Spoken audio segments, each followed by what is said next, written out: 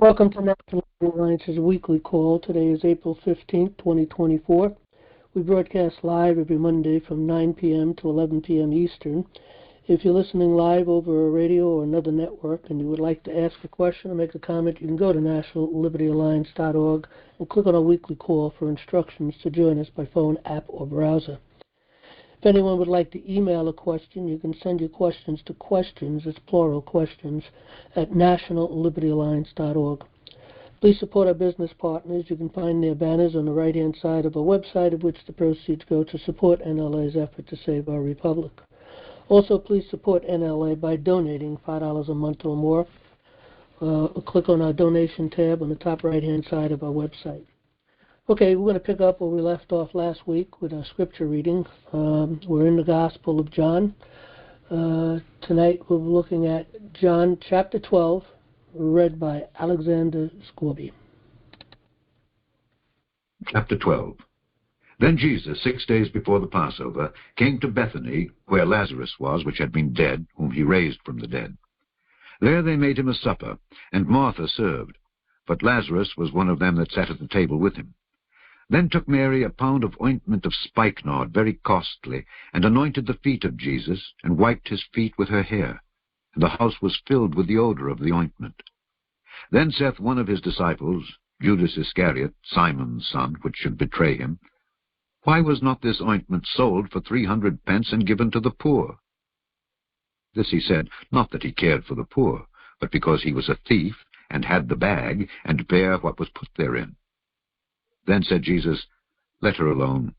Against the day of my burying hath she kept this. For the poor always ye have with you, but me ye have not always.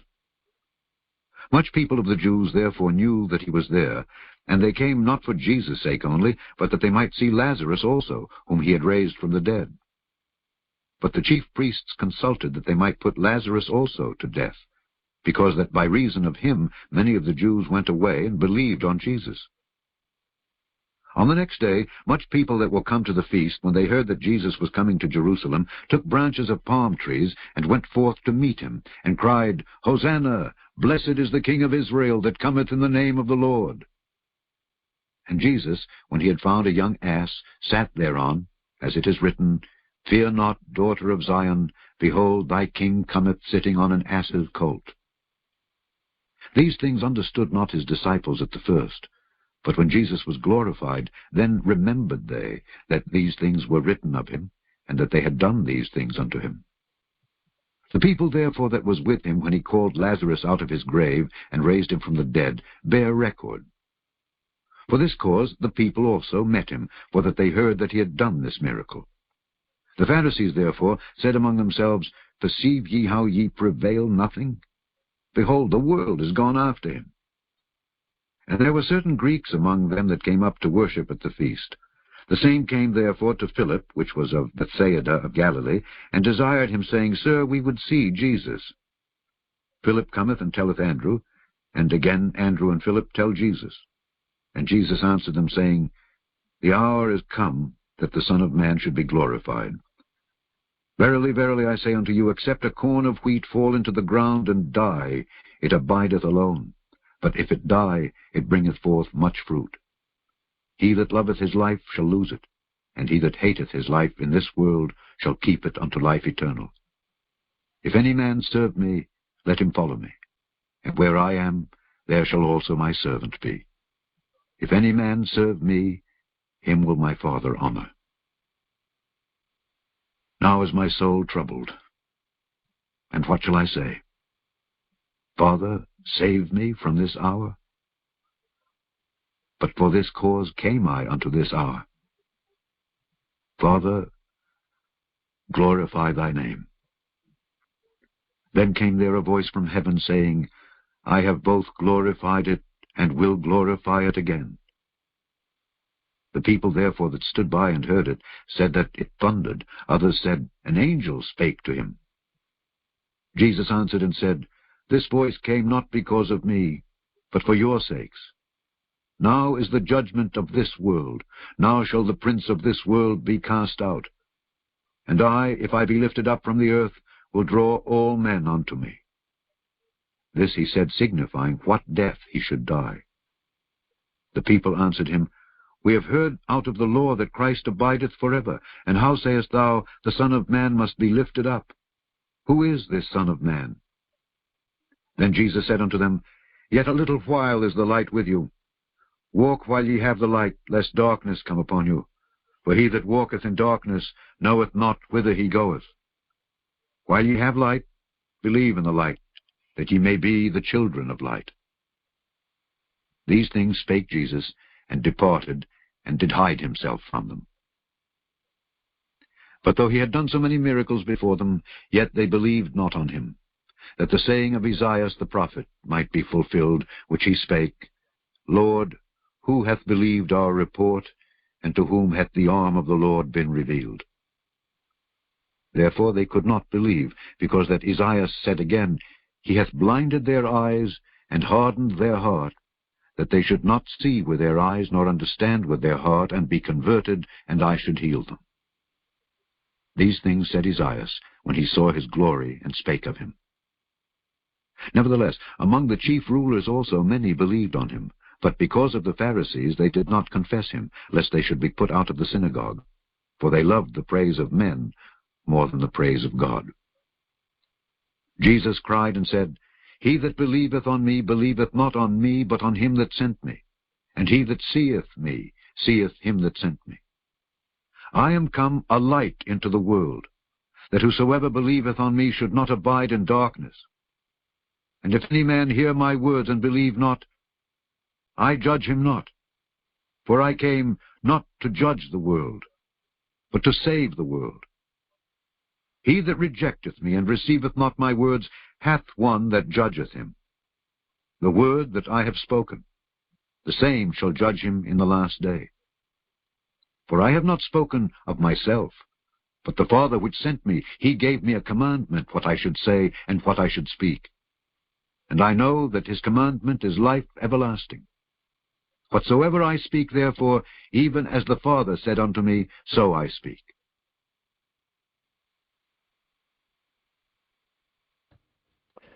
Okay, before we get started, I just want to remind everyone of our campaign for constitutional sheriffs.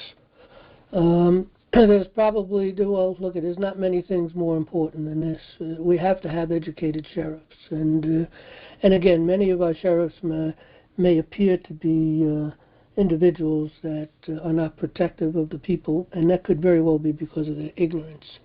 So it's up to us to educate our sheriffs and to put them in a point or a position that they have to respond. And we do teach you how to do that through the handbooks with creating committees of safety.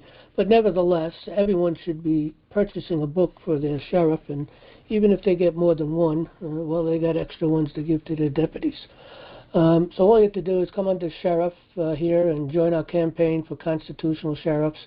And read the instructions here, follow the information, purchase the book. It's only $39 and change, and get it to your sheriff.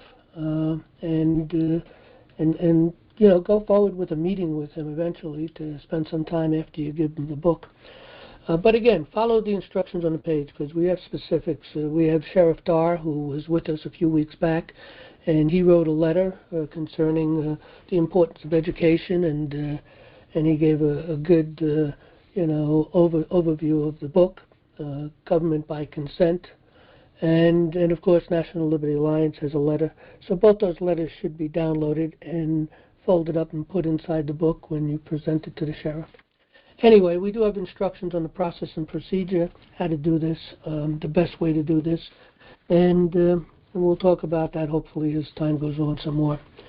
But with that, Jan, do we have any questions or any announcements for tonight? Yes, we have several questions. The first one starts out with a quote. By the way, before you go on, hold on a minute, Jan. Okay. If anybody hears any, I guess my sound, well, let me think. Well, Jan, when you're talking, if anybody hears Jan coming over my mic, I guess, because I'm listening through my speakers tonight, not using my headset, just let me know and I'll have to do something to fix that. But anyway, go ahead, Jan. Okay, we start with a quote. Such rules shall not abridge, enlarge, or modify any substantive right. All laws in conflict with such rules shall be of no further force or effect after such rules have taken effect. It seems to me like this says the laws will not be enforced or in effect because of the rules, not the other way around. I know that cannot be true, even if that's what that means. I won't be on the call, but I'll listen later. I have other questions too. Okay, well, on that, look, they have made the rules supersede everything and anything. It supersedes the law, it supersedes common sense, it supersedes common law, it supersedes our Constitution, it supersedes the Bill of Rights. As insane as that might sound, well, however it sounds, that's the fact. Matter of fact, we're going to talk a little bit about the problem that's going on. It's subverted at such a great level at every part of our government, whether it's the federal government, state government, the county governments, the town governments, the village governments. They're all polluted. Every single one of those governments are polluted at every single level. Now, I'm sure there are a few counties here and there, maybe a few places here or there that maybe obey the law or responsive to the people. But I have yet to see it. And I have been in many courts. I have been in federal courts, state courts, in town courts, village courts. We've talked to many people, and they just don't want to be obedient to the people. That's it. They just don't want it. Now, a lot of it, I think, is because they've been bribed by something, or they have something on these people, but we have too many criminals. Anytime you get a power structure, anytime you get power anywhere, you'll get the crazies who come out. People who are either, sociopaths or psychopaths, they seek those areas, and they come in, and those are the positions they've taken, and they have totally filled up our government. And that is a major problem. And only the people can change that. No one else can change it. Only the people can save America. Only the people can get rid of these tyrants, and only the people can prevent this from happening again. Nobody else can do that but the people. So we need to step up and do something. And tonight, hopefully, we're going to talk a little bit about some of the things we can do, as we've been doing for the past couple of weeks and for many years ago. But we're really starting to focus in on teaching something specific every single Monday now. We've got a lot to teach people and a lot for people to learn. But if the people expect to be ignorant and free, as Thomas Jefferson said, forget about it. It's not going to happen. They expect what never was and never will be. But we're going to talk a little more about this in a little while. Go ahead, Jim. Covenant. That word is used. Where can I find that people at that time thought of the Declaration and Constitution as a covenant with God? They mention God, but how does that make it a covenant? Well, a couple of things. First of all, our founding fathers, most of them were Christians, and most of them were pious Christians. We've come under the common law. The common law is the Bible. There's no way to get around it. Either we're going to be ruled by men, or we're going to be ruled by God. Our founding fathers decided we want to be ruled by God. So we formed, for the second time in world history, our founding fathers formed a common law republic. And again, we're the second one where God is the king of our court. And that's where the structure is. As a matter of fact, the original paperwork that went back and forth with the Declaration of Independence had the name Jesus Christ in it. A lot of our founding fathers found, that may be a little bit a problem with some people, so they did kind of just put nature's God, the God of nature, and how is it? Let me see how it's read exactly. As a matter of fact, hang on one second. The laws of nature and nature's God. And nature's God. Yep, that's it. But let me take a quick look here. We read, I'm just going to read a paragraph or two, maybe just one paragraph, well, two paragraphs. When in the course of human events, it becomes necessary for one people to dissolve the political bands which have connected them with another, and to assume among the powers of the earth the separate and equal stations to which laws of nature and of nature's God entitle them. A decent respect to the opinion of mankind requires that they should declare the cause which impel them to the separation. We hold these truths to be self-evident, that all men are created equal, that they are endowed by their Creator with certain unalienable rights, that among these are life, liberty, and the pursuit of happiness, that to secure these rights, governments are instituted among men, deriving their just powers from the consent of the governed. And of course it goes on that whenever any form of government becomes destructive to these ends, it is the right of the people to alter or to abolish it. And we plan on altering back to where we belong at some point in time after devolution. Now, the thing is, we go into the Bible, and the Bible tells us, blessed is the nation whose God is the Lord. And again, our founding fathers built this upon the Bible, which is, of course, common law. Common law ultimately is common sense, and it's following the heart. The Bible says that God had written His law into the hearts of men, so we have that. We did let me see, if we go here to today's issues, I think it is. Oh no, wouldn't be there. Hold on. Matter of fact, under Start a Committee of Safety, Christianity in America. Okay. We did a video on this some months back. Here it is, Memorandum of Law, Engel versus Vitale. That was the Engel versus Vitale was the court case, I believe it was 1963, that took the Bible out of our school. And we wrote a paper, a memorandum in that, and that's part of one of the things we do want to fight to get back the Bible into school. But let me tell you some of our founding fathers have to say.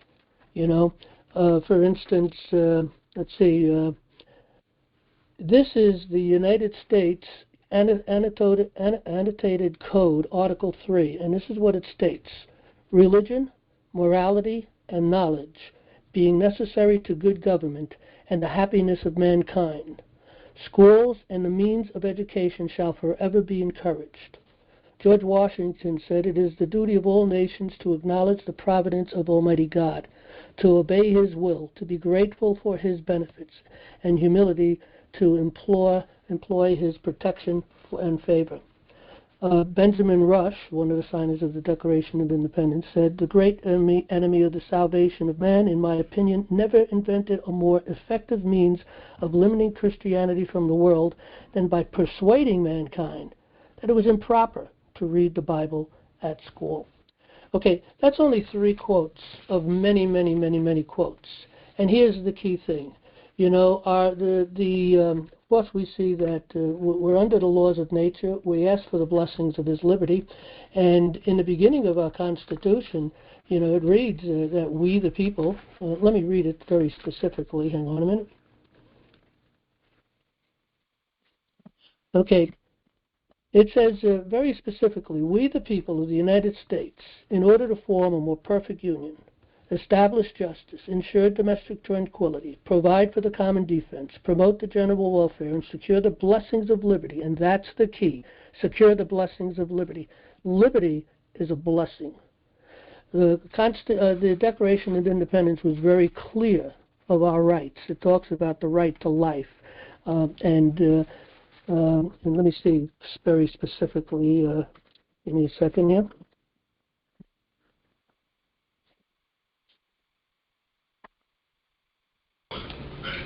Again, John. Next question. Yeah, hang on a minute. I just want to be a little more specific on what I was talking about. I don't know why I can't find it. Here it is. Okay. Remember, here, we have the right that among these are life, liberty, and the pursuit of happiness. That's the key focus. I mean, it covers quite a bit, really, when you look at that. But again, the preamble to the Constitution, we the people, one of the things we declared in order to form this perfect union is that the government job is to secure the blessings of liberty. The blessings of liberty, again, brings us right back to common law, which brings us right back to the Bible. So if we can't be hypocrites and say, well, we want your blessings, God, but, you know, we're not going to follow the law, but maybe we'll follow some of it. Well, that's not what our founding fathers talked about, nor is it what the Constitution says, nor is it what the Declaration of Independence says. So clearly, this was a covenant with God. As long as we are under His law and being obedient to His law, we'll receive His blessings. And apparently, or obviously, we haven't been blessed very much lately. But of course, we have this New World Order, which identifies with Leviathan in the Bible. But nevertheless, our nation has totally been destroyed and turned upside down. They destroyed our economic system. They destroyed our political system. They destroyed our court system. They destroyed our schools. They destroyed everything. And this was all done by the minions of the New World Order. And the minions of the New World Order are the bar attorneys. They came into this nation actually before we became a nation. When we were colonies, they came in 1750, and the king sent them here for the sole purpose of destroying our judicial process, because we were under the common law. They had left the common law, and they were trying to keep us under control, and they had to get rid of this common law process in the courts. And that's why the bar attorneys came here. And again, everything has been destroyed in the courts, and that's how they destroyed everything. They've taken control of all of it, political, judicial, and economic system, schools, the whole works. But it's up to the people to change this. We, the people, can change this. We can bring it back. But you have to do something. You have to get educated. And you have to give some of your time. Liberty is not free. And if people don't want to get up and protect the liberty and take it back and bring these people back under the control of the people, well, a lot of them may be at the end of a short rope or in jail, whatever juries might decide. But they have done a lot of destruction. A lot of people have died. A lot of lives have been destroyed. And this has been going on for 100 years. This is not just something new. This goes back actually to, I guess the most powerful part of this whole thing goes back to the Organic Act of 1871. That's when this nation was shut down and we became a corporation, moving towards corporatism. And that's where we're at. So actually, since 1871, we've been in that process of destruction. And so you go to 1971, that's 100 years. So another 25, that's almost 140, 150 years. Our system has been corrupted. And of course, a lot of it has taken time. And the courts have hit their final blow in the 1934 Rules Enabling Act, and which came into effect in 1934 Rules Enabling Act, and that came into effect in 1938. And even though the courts were a little shy about that, now they've become very bold, extremely bold, much more bolder than I can even imagine. And I've been spending a lot of time in courts over the years. Many of us here in National Liberty Alliance has been working, trying to do something about this. But only the people can do it. People got to step up. They got to take control. It's got to be done on the grassroots. They need to get educated. They need to be informed. They need to work together and agree to wherever they can agree upon and take this nation back. So it's up to the people. But indeed, we do have a covenant with God. We asked for His blessings, and He indeed has given us His blessings. No nation in this world has been more blessed than the United States of America, with the exception of going back some 1,400 years ago with Israel. They were blessed far more than us. Within reason, for quite some time, they did stay loyal and focused and true to the principles and the law of God. But eventually they too fell astray. All right, we have that opportunity to take it back. Next question, Jim.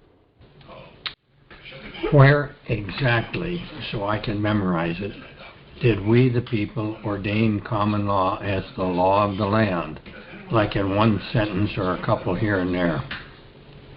Well, it's found in the Constitution itself. It's under Article, let's see, let me find the exact place. It's under Article 4, is it? 3.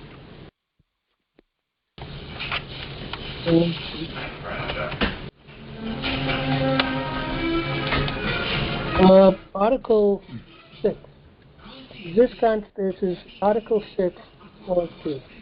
This Constitution and the laws of the United States shall be made, which shall be made in pursuant thereof, and all treaties made in which shall be made under the authority of the United States shall be the supreme law of the land, and the judges in every state shall be bound thereby. Anything in this Constitution or the laws of any state of the Constitution, any laws of the state, to the contrary, notwithstanding. Now that's built upon, really, it is in 4, I believe, where we read this power and authority. Maybe actually it's in 2. Hang on a minute. Executive power is 2, then 3, I think, gives it the judicial powers. Okay, yeah, it's in 3, not 4. Okay, the judicial power of the United States. Let me see if I can get the right. Okay, here it is, Section 2. Article 3, Section 2. The judicial power shall extend to all cases in law and equity arising under this Constitution. Now, equity is legislative law. Law, if you go into Black's Law Dictionary to look up the meaning of law, in law, or at law, it is common law. It is law that's ultimately, well, generally speaking, it's common law, natural law. If you go into Bouvier's dictionary, you'll find the same thing. You look up law, at law, or in law, you'll find it's common law. And it is not legislated law. So it's really common law. It's the law that God has put in the hearts of men and is written in his book, the Bible. So that's where you'll find it, pretty short and sweet. Again, Article 3, Section 2. But of course, you have to do some homework. Look at the Constitution is a very small booklet. I mean, it's only a couple of pages. I mean, if you put it on an 8.5 by 11 sheet, it may take up 4 pages, if that. These little handbooks that we have, and they write them in a font 8 or 9, I guess, and it's only 20 pages or so for the full Constitution, and then you add, of course, on top of that the Bill of Rights. But it's a very small book. But you have to look at the words in each one of these paragraphs, and you have to go into the dictionaries, the law dictionaries. Again, we have Black's Law that you can download that on our line here, on National Liberty Alliance, and we also have Bouvier's Law. You can download that also.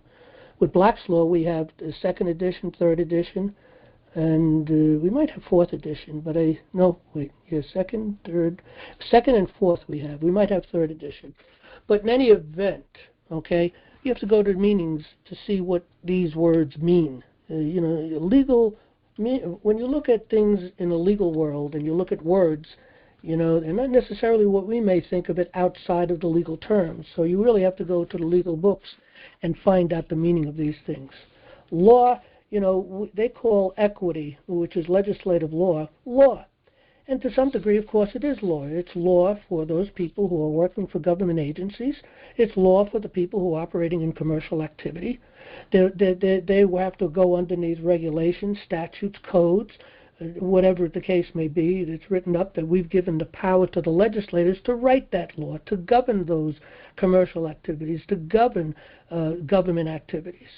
And so we've got that, and it was a pretty good job was done with that. But of course, there's a lot of polluted stuff that they added in, and then they've applied it to the people.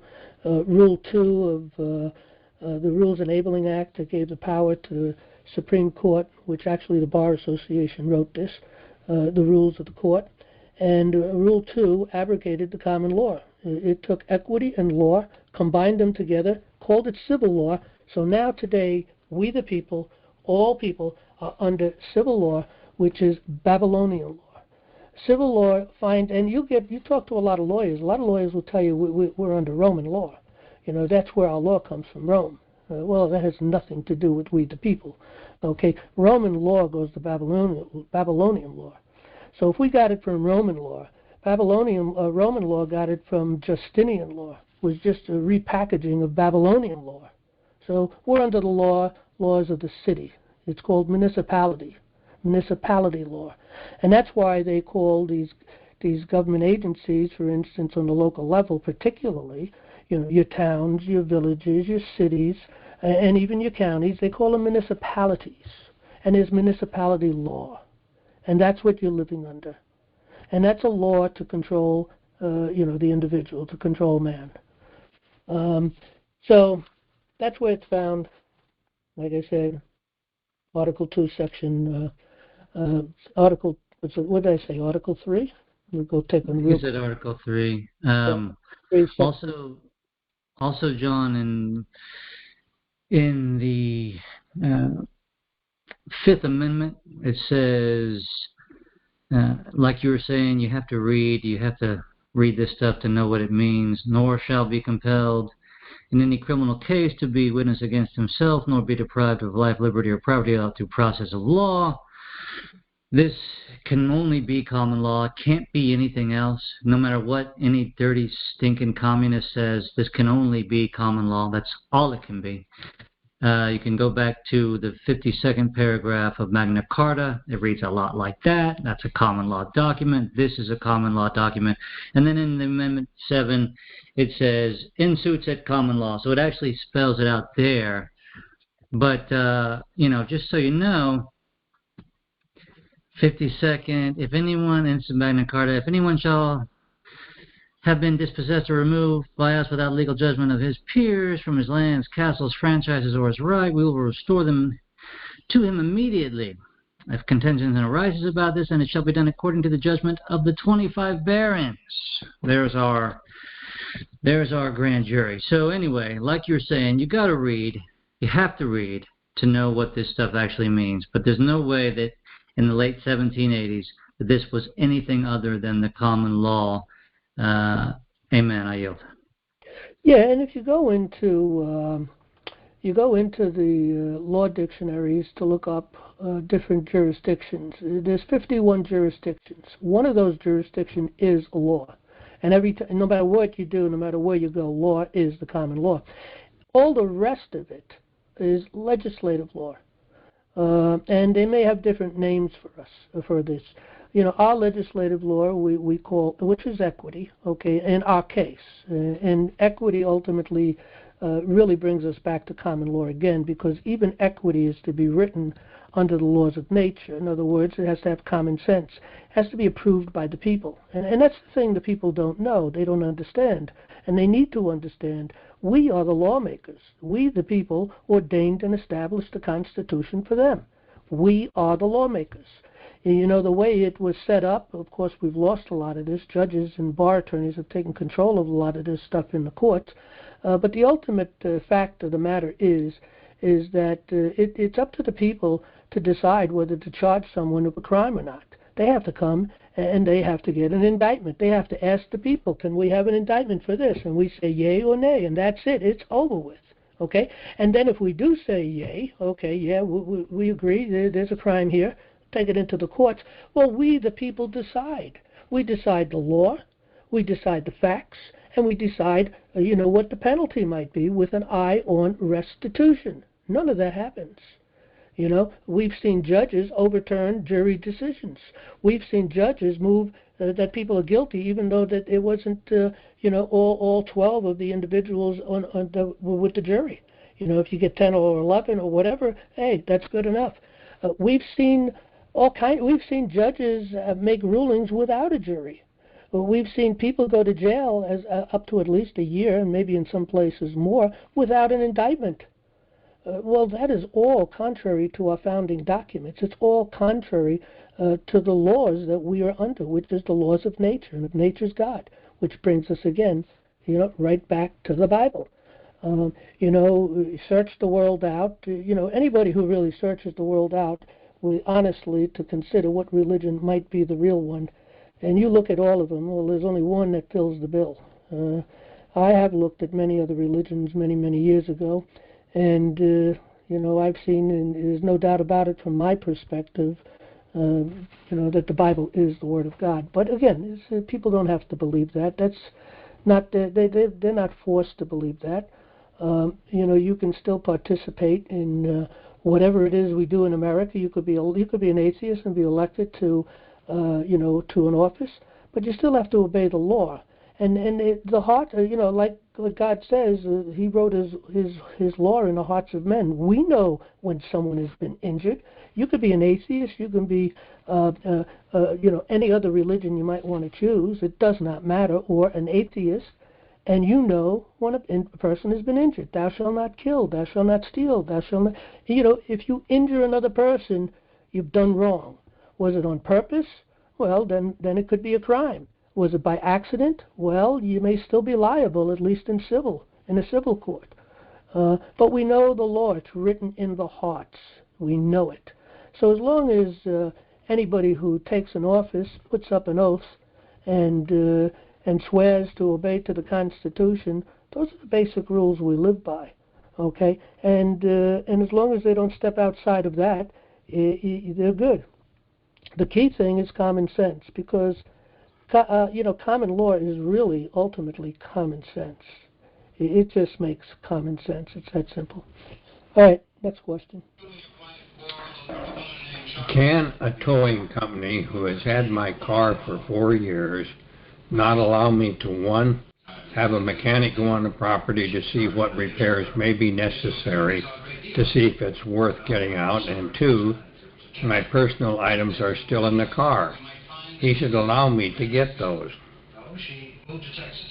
Well, again, I can't say much about this, but one thing I can say about this, hopefully you have a sheriff in that county, and hopefully the sheriff has some common sense to it, because you can go to him and at least get your things out of the car. They can't keep your things. Okay, so that's the best. Go talk to your sheriff. So, next question. I plan on visiting my state representative's local office in person, because any letters I have sent in the past apparently did not make it to him. There are many grievances that I want to present to him due to unconstitutional legislative decisions made by him. I would like to know what blank, unnamed, or unfiled forms NLA offers that I could present to him as a warning if he does not amend his political behavior or his staff rebuts in an unreasonable or belligerent manner to my grievances. Any help appreciated. Well, if you have a good position, you possibly can get something done with pursuing oaths and bonds. The problem with that is I think most of them will have oaths and bonds. Matter of fact, we're going to talk about that in a little while. I'm not going to get too deep in this. But the key thing is you go after their oaths, their bonds, and their financials.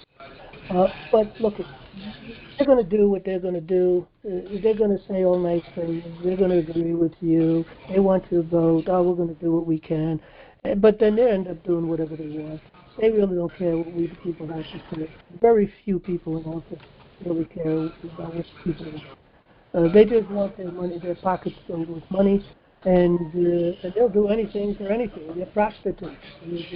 That's what they are. They're prostitutes. They're whores. And the only way we're going to correct this, only one way to correct this problem. Only the people can do it. And that is to get active on the grassroots level and exercise your unalienable right of government by consent. That's the only way. There is no other way. Trump can do what he wants to do. The White Hats can do what they got to do. They can give it back to the people. People don't know how to handle it. So these psychopaths and sociopaths will fill those voids, and we'll be right back here again. It's only a matter of time, because that's the nature of man. So you have to do something about this. Every person hearing my voice has to do something about this. And it's incumbent upon you to get other people to explain to them they got to do something about this. You got to get active on your county level. You have to get educated and understand how to have government by consent. If you don't know how to have government by consent, guess what? You don't have government by consent. You don't have a Bill of Rights. You don't have a Declaration of Independence. You don't have a Constitution, because I could tell you right now, the courts don't care about those papers. Our founding documents are trash to them. That's the facts. It's that bad. It's worse than what you can ever possibly imagine. We're going to talk a little bit about that in a short while. Any other questions? No, John, that's all the questions for me. Okay. Let me get over to the handbooks here and open up the county Committee of Safety.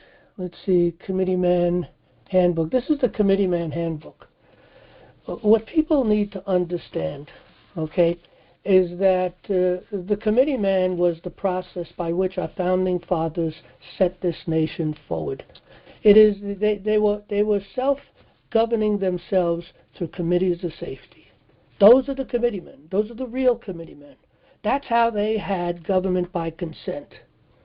You know, the government, England or Britain, back in those days was an absent government. And yeah, they came and enforced certain things, but ultimately they were absent. So our founding fathers collectively created their own legislators, legislated their own laws, and did their own business. And that's what we had when we were colonies, okay?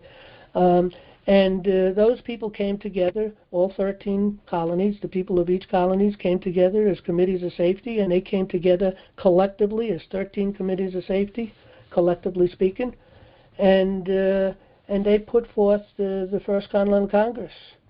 And then they put forth the Second Continental Congress, which produced the Declaration of Independence. It was Committee of Safety that went forward with the committees to create the Declaration of Independence. It was the Committees of Safety who negotiated through the Federalist Papers and the Anti-Federalist Papers the Constitution itself and the Bill of Rights. And it is the Committees of Safety, which were the committeemen of the day, that controlled and maintained government by consent for a period of time. But the minions of the New World Order were working in the background during that time, of course, and they were moving things to statutarize the whole process, and they did. They created statutes. They put a political process to it. They limited the number of people.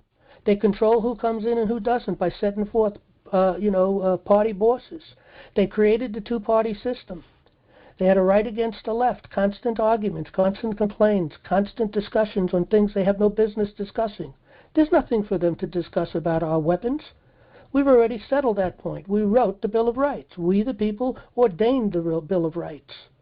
So we already told them we have a right to be armed to protect ourselves. We already told them we have a right, freedom of speech. There's nothing for them to discuss. We have, freedom of religion.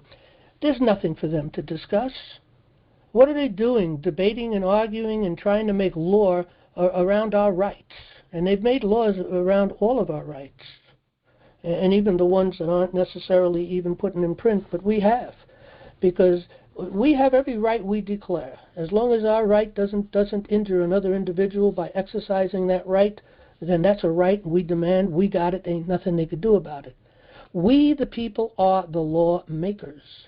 This is what we have to get through our thick skulls. I know it took a little while before I realized how powerful that is.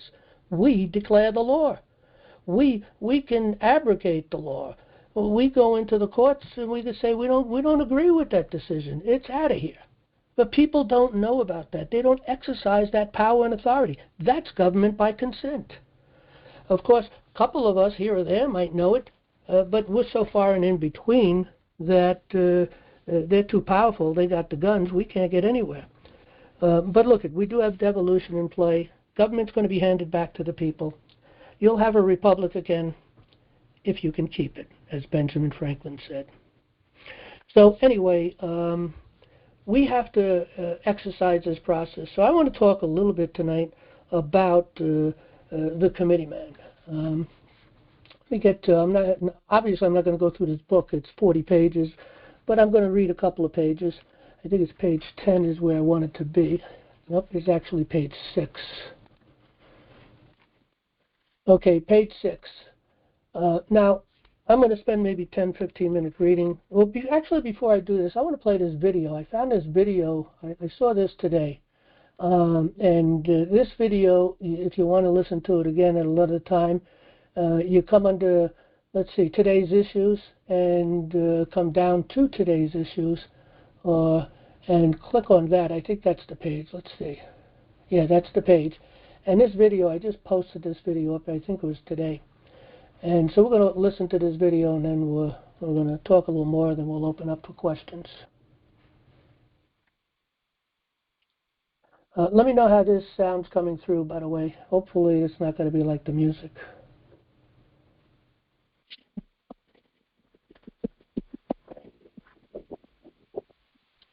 On January 10th of 1963, 45 current communist goals were submitted to the congressional record. Number 13 was, do away with loyalty. That sound's coming through, isn't it? Yes. Loud and clear. 60 years later, on the very same day, Biden, Obrador, and Trudeau met in Mexico City for the Declaration of North America, which states a plan to unify North America under the ideas of diversity, climate change, migration, health, and regional security. The beginnings of a North American Union, which is a step towards a one-world government. According to law, elected officials must swear an oath that they will support, defend, and bear true faith and allegiance to the Constitution of the United States against all enemies, foreign and domestic. And through the Freedom of Information Act, U.S. Attorney Todd Callender, along with his team at Project Proper Oath, found that not a single member of the existing cabinet has a valid oath of office. U.S. Secretary of the Treasury Janet Yellen has no oath of office. U.S. Secretary of Defense Lloyd Austin has no oath of office and has also failed to register as a foreign agent, which is required due to serving on the boards and conducting international business with Raytheon, Nucor, and Tenet Healthcare. U.S. Attorney General Merrick Garland has no oath of office. U.S. Secretary of State Anthony Blinken has no oath of office. U.S. Secretary of Homeland Security Alejandro Mayorkas has no oath of office. U.S. Secretary of Transportation Pete Buttigieg has no oath of office. U.S. Secretary of Health and Human Services Xavier Becerra, responsible for declaring a national emergency during COVID, has no oath of office. Former Director of the Centers for Disease Control Rochelle Walensky had no oath of office. U.S. Special Counsel Jack Smith, responsible for investigating the January 6th U.S. Capitol attack, has no oath of office. U.S. Attorney for the District of Columbia Matthew Graves, Chief Prosecutor of Jan 6ers, has no oath of office. Vice President of the United States Kamala Harris has no oath of office. Within 30 days of appointment to public office, all public officials are legally required to have a signed and notarized copy of their oath of office. And it appears as if no elected officials in the federal government have one. They are either non-existent, incomplete, or fraudulent. The fraudulent ones are missing signatures, are not notarized, and in most of them, the words, "So help me God," are in all caps. In the U.S. Constitution, "So help me God" is not in all caps. And this matters, as many have been telling us for decades, including the great Jordan Maxwell. Today, the entire world of mankind operates under a world law, which is referred to as the law of the high seas or international maritime admiralty. When you were born, you came out of your mother's water. Since you came out of your mother's water, you are a maritime product. This is why, when you were born, the dock has to sign your birth certificate. It's a maritime admiralty manifest showing that your mother brought you into the world and you were going to make money. Anything in this country, if it's a lawful legal document of any kind, your name must be, according to maritime law, be in all capital letters. Why? Because you do not own your body. You do not own yourself. All capital letters name implies that you are a maritime admiralty product. You are not a human. You're not a living entity. You're a product. You're a living entity person. The actual you is represented under law by upper and lowercase names. So you are a corporation whether you know it or not. But you are merely a subsidiary of a larger corporation called United States. This is the way the law works. Reporting for InfoWars, this is Greg Reese.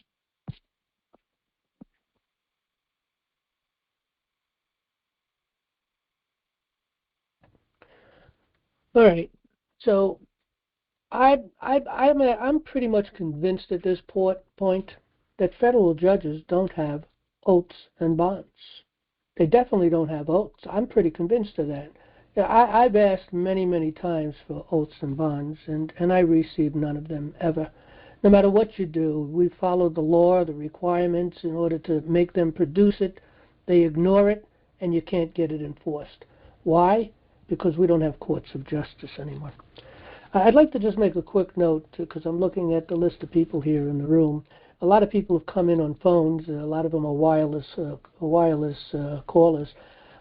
Just want to let you know that there are apps that you can download and put on your phone, and you'll be able to see the desktop. Or maybe, even though we're seeing that they're coming in as a wireless caller, maybe they are on apps. But we are sharing our desktop. We do have some videos from time to time. We just played a 5-minute video. So I just want to let you know that you can be looking at the desktop if you come in on an app or a browser. Okay, so oaths of office. That's been the major problem that we have. It's a serious problem. And there's not much we can do about it at the moment, unfortunately. I've given a lot of thought to this. We've written a lot of papers. We've tried to, push things in a certain way, put them under pressure, under the law. And they just don't care. They ignore it. And the people above them, to try to get an appeal, they ignore it, all the way up to the Supreme Court. Now, the Supreme Court has been making some good moves lately, so in the last couple of years, as a matter of fact, so maybe we can push some things up there and get it done. We do intend on doing that eventually, but I'm thinking on waiting a little further until we get deeper into the devolution, and at some point towards its end is when we want to get into the courts and start to bring our courts of justice back. But meanwhile, people need to be organizing. You need to be doing what has to be done to take this nation back. Now, going back to the book, this is a handbook. You can download it on National Liberty Alliance. Again, let me go back to where it's at. It's under Start a Committee of Safety. Come down to Handbooks, Videos, and Tools. Click on that button. And then the handbook is over here. There's quite a few handbooks. We have the Committeeman Handbook, which is what we're looking at right now. It's the County Committee of Safety Committeeman Handbook. And then we have the Organizing Handbook. So one is for organizing a Committee of Safety. This particular handbook we're going to look at tonight, this is for the purpose of operating as the true committeeman and to take control. The committeemen have the power and the authority to do a lot. They can maintain, that there be paper ballots. They can certify the paper ballots when they go through. They should be at the election district as people are coming to make their vote for whatever offices are up for that particular year. But we also have other handbooks. We have the Common Law Handbook, particularly for sheriffs or for anybody really in office. We have the Elected Officials Handbook. We have a Grand Jury Handbook. We have a Petit Jury Handbook. We have the Militia Code Rules and Regulations Handbook. We got a lot of handbooks here, and people should be reading this and coming to an understanding and a knowledge of how things work so we can take power back to the people. If you don't do this, you can't have government by consent. They want you to believe that you're government by consent. First of all, they want you to believe that we're a democracy. We're not a democracy. We're a republic. A democracy is destructive. The democracy is just the first step to an oligarchy. We're already an oligarchy. An oligarchy is a small group of people behind the scenes actually pulling the strings of the puppet that they put in office that we call a president. They control Congress. They control the court. They control everything. We are an oligarchy. And that was the purpose of democracy. They worked since the very beginning. They worked. The Democratic Party came to being in 98, I believe. 1798. Before that, they were the Federalists. And the Federalists were actually the people who wanted slavery to maintain it, to keep the thing between the people, white against black. Any way that they can divide us, to divide the people. And in 1798, the Federalists morphed into the Democratic Party. And they maintained that slavery position for quite some time. They had to maintain the black against white. and then they did the segregation. And it goes on and on and on. And we see what's going on. But in any event, we have a two-party system. Both parties are corrupt, and they're not doing anything good for the people. Our founding fathers did not want a democracy. They were very clear. And what was it? I think it's number 10, Federalist Paper number 10, where our founding fathers spoke about democracy. That it was very problematic, didn't have a long life, and always self-murders itself. We are not a democracy. You don't find the word democracy in any of our founding papers. What you do find is the word republic. And our government is supposed to guarantee us a republican form of government. But let's see what our founding fathers have to say. Well, we must, and again, this is on page 6 of that book. I'm only going to read a couple pages, and then we're going to open up for conversation, questions, comments, or whatever. But I want to just read a couple of pages here. And again, this is 40 pages. People should read through this thoroughly. Okay? What we must understand is that the Committee of Safety over time morphed statutorily into the statutory committeeman, which became the tool of party bosses using a two-party system in an effort to destroy the natural law republic, our natural law republic. And over time, just as George Washington in his farewell address warned us, it came to pass, at least by the 20th century, that through the course of time, cunning, ambitious, and unprincipled men, that's the party bosses and others, would subvert the power of the people and seize for themselves the reins, the controls, the reins of government. The Committee of Safety committeeman. That's what they seized control through private associations, using a two-party system that would create divisions and chaos.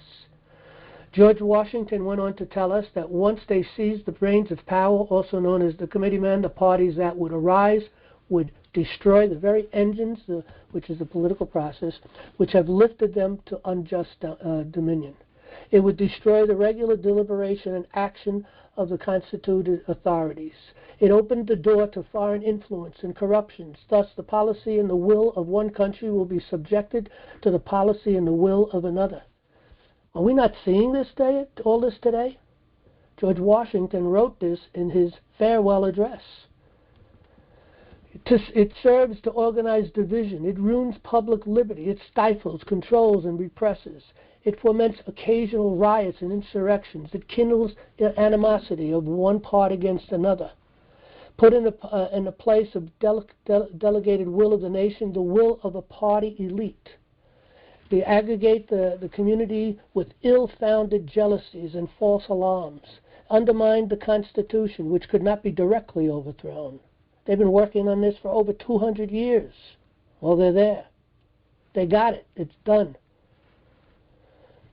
Distract the public councils and enfeeble the public administration.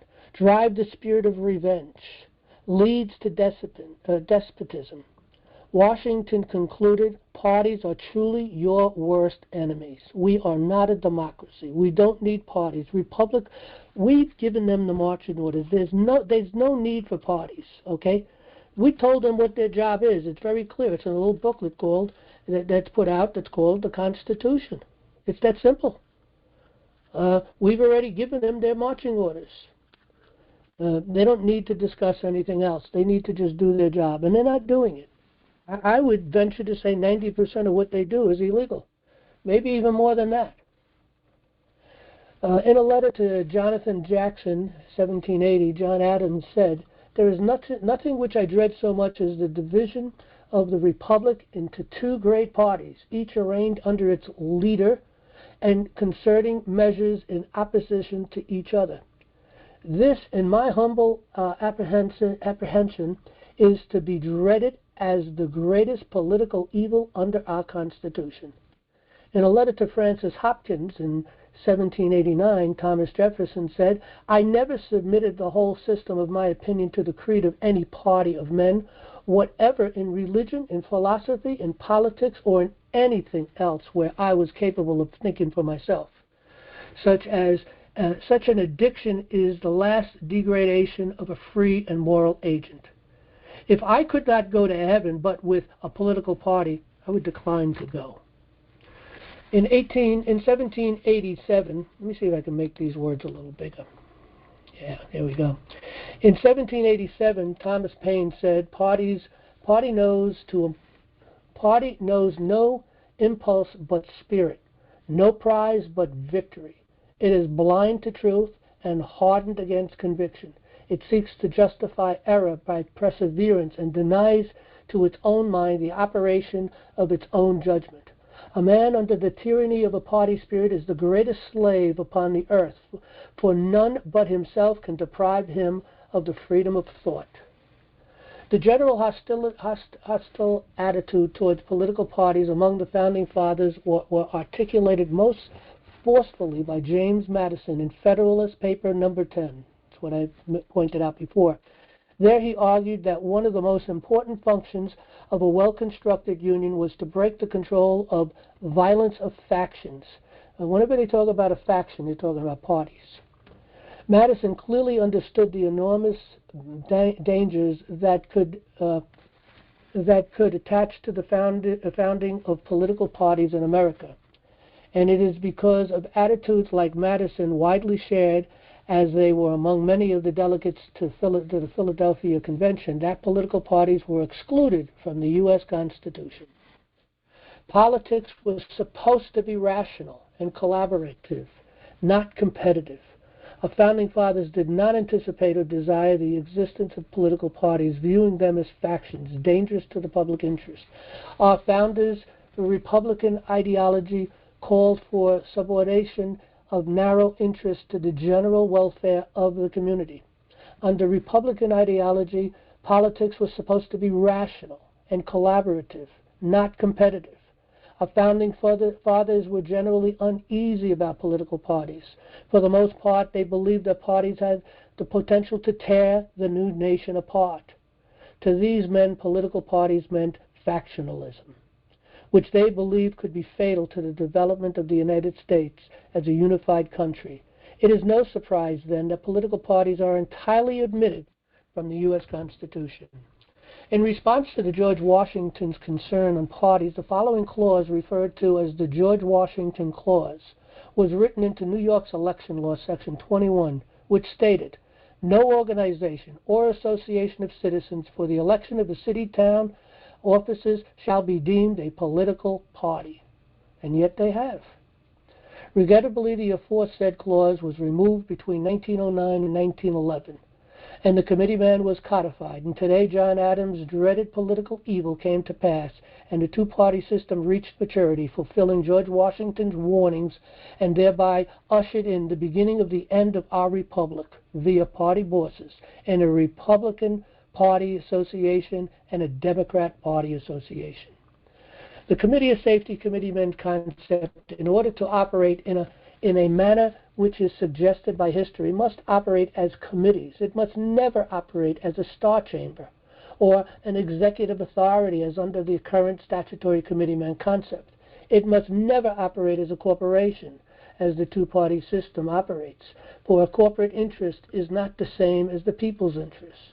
The goal that is sought to be achieved is that the will of the people be carried out by those who have sought to assist in that administration, not by those who seek to control that will. The Albany, New York Committee was established in 1775 prior to the First Continental Congress. It was signed by all members of the committee at the time. It might provide us as an understanding of the necessity for establishing a committee of like-minded people for the purpose of furthering the discussion and of solutions of to the problem. The original Albany version, a general committee agreed to and subscribed by the members of the several committees of the city and the county of Albany, persuaded that the salvation of the rights and liberties of America depends upon God and on the firm union of its inhabitants and a vigorous prosecution of the measures necessary for its safety, and convinced of the necessity of preventing the anarchy and confusion which attend a dissolution of the powers of government. We, the freemen, freeholders, and inhabitants of the city and county of Albany, being greatly alarmed at the avowed design of the ministry to raise a revenue in America and shocked by the bloody scene now acting in Massachusetts Bay, do in the most solemn manner resolve never to become slaves, and do associate under all the ties of religion, honor, and love of our country, to adopt and endeavor to carry into execution whatever measures may be recommended by the Continental Congress or resolved upon by our Providential Convention for the purpose of preserving our Constitution and opposing the execution of the several arbitrary and oppressive acts of the British Parliament until a reconciliation between Great Britain and America on the constitutional principles which we most ardently desire, can be obtained. Of course, that didn't happen. And that we will, in all things, follow the advice of our General Committee respecting the purpose aforesaid, the preservation of peace and good order and safety of individuals and private property. Now, did want to bring a point up here before I finish reading. Okay, it says here, do in the most solemn manner resolve never to become slaves. That's my question to everyone hearing this. Are you resolved that you don't want to be a slave? Do you care if you're going to be a slave? Do you know that you're a slave right now? When you die, you're worth a lot of money, and the elite collect on that. We heard a little bit about that in the video we just saw, because when you come in, you're docked in, and and you become chattel. You're livestock, and you have a value, and you're sold on the market, and you don't even know about it. And some of us know about it. But the bottom line is, are you happy being a slave? And if you don't want to be a slave, and you're not happy being a slave, it's time to make a step. You got to step up. You got to do something. You got to get active in your community. You got to start a committee of safety or join one that's already started in your county. Only the people can save America. Nobody else can. Only the people can do this. Donald Trump cannot do this. The White Hats working with Donald Trump cannot do this.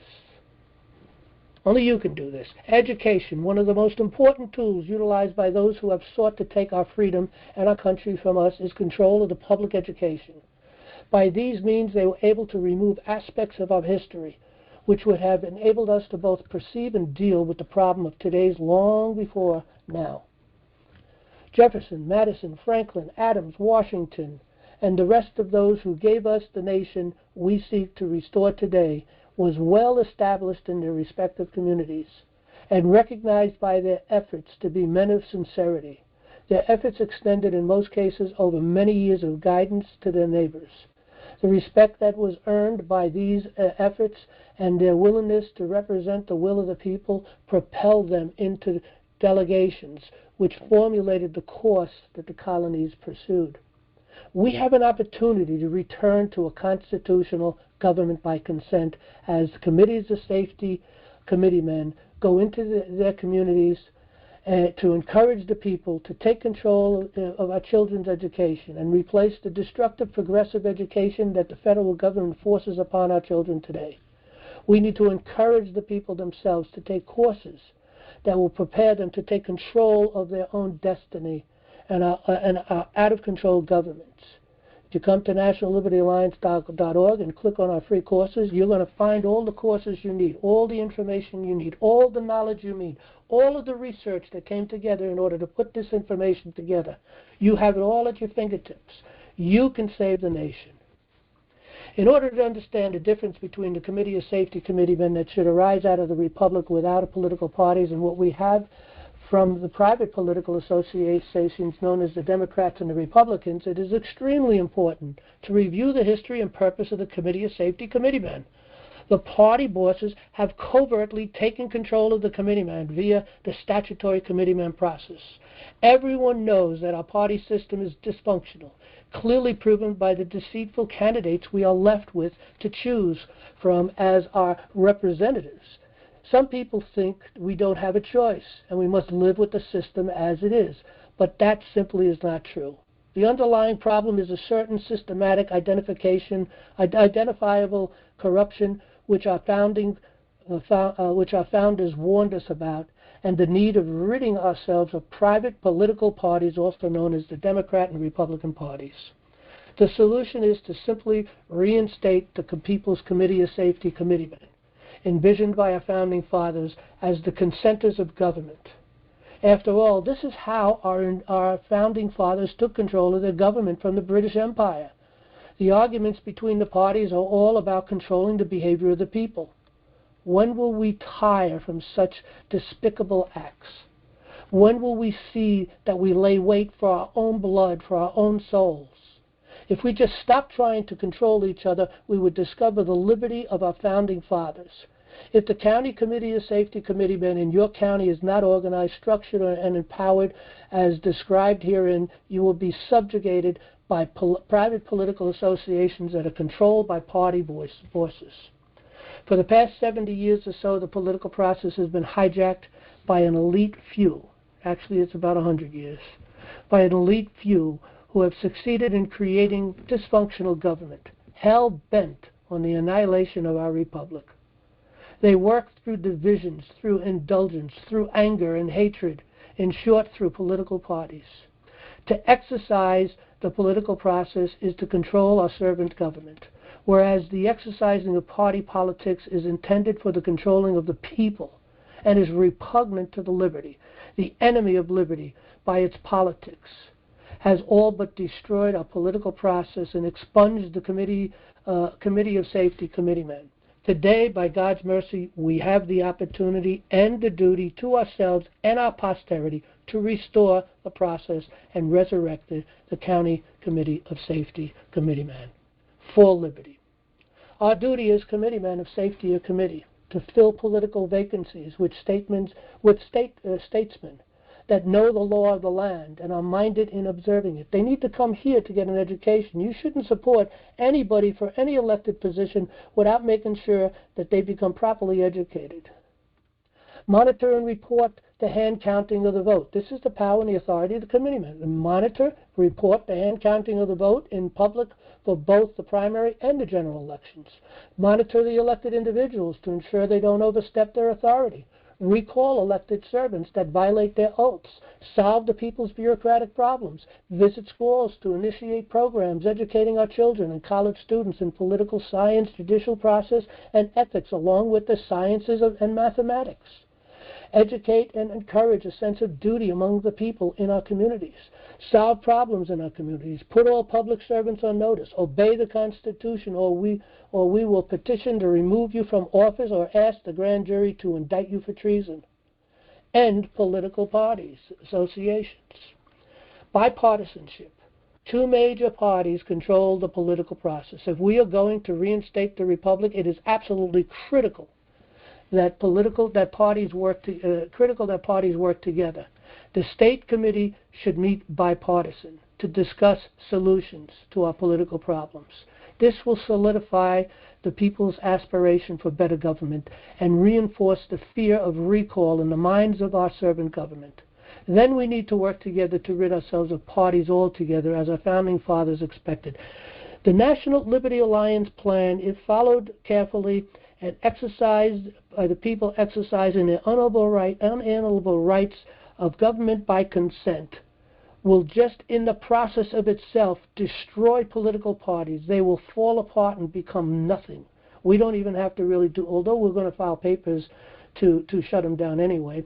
Nevertheless, the people will, just by becoming the true committeemen and taking power and authority. And all these committeemen that are suckers for the committeeman process, we're talking about the political committeeman, the one that was created statutorily, those individuals, when they start to realize the true committeeman over here, they will jump ship and come over here because they are restrained, they are restricted, they are angry.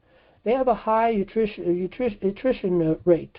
They lose people constantly looking for people. Because, see, as people go in, eventually either one of two things happen.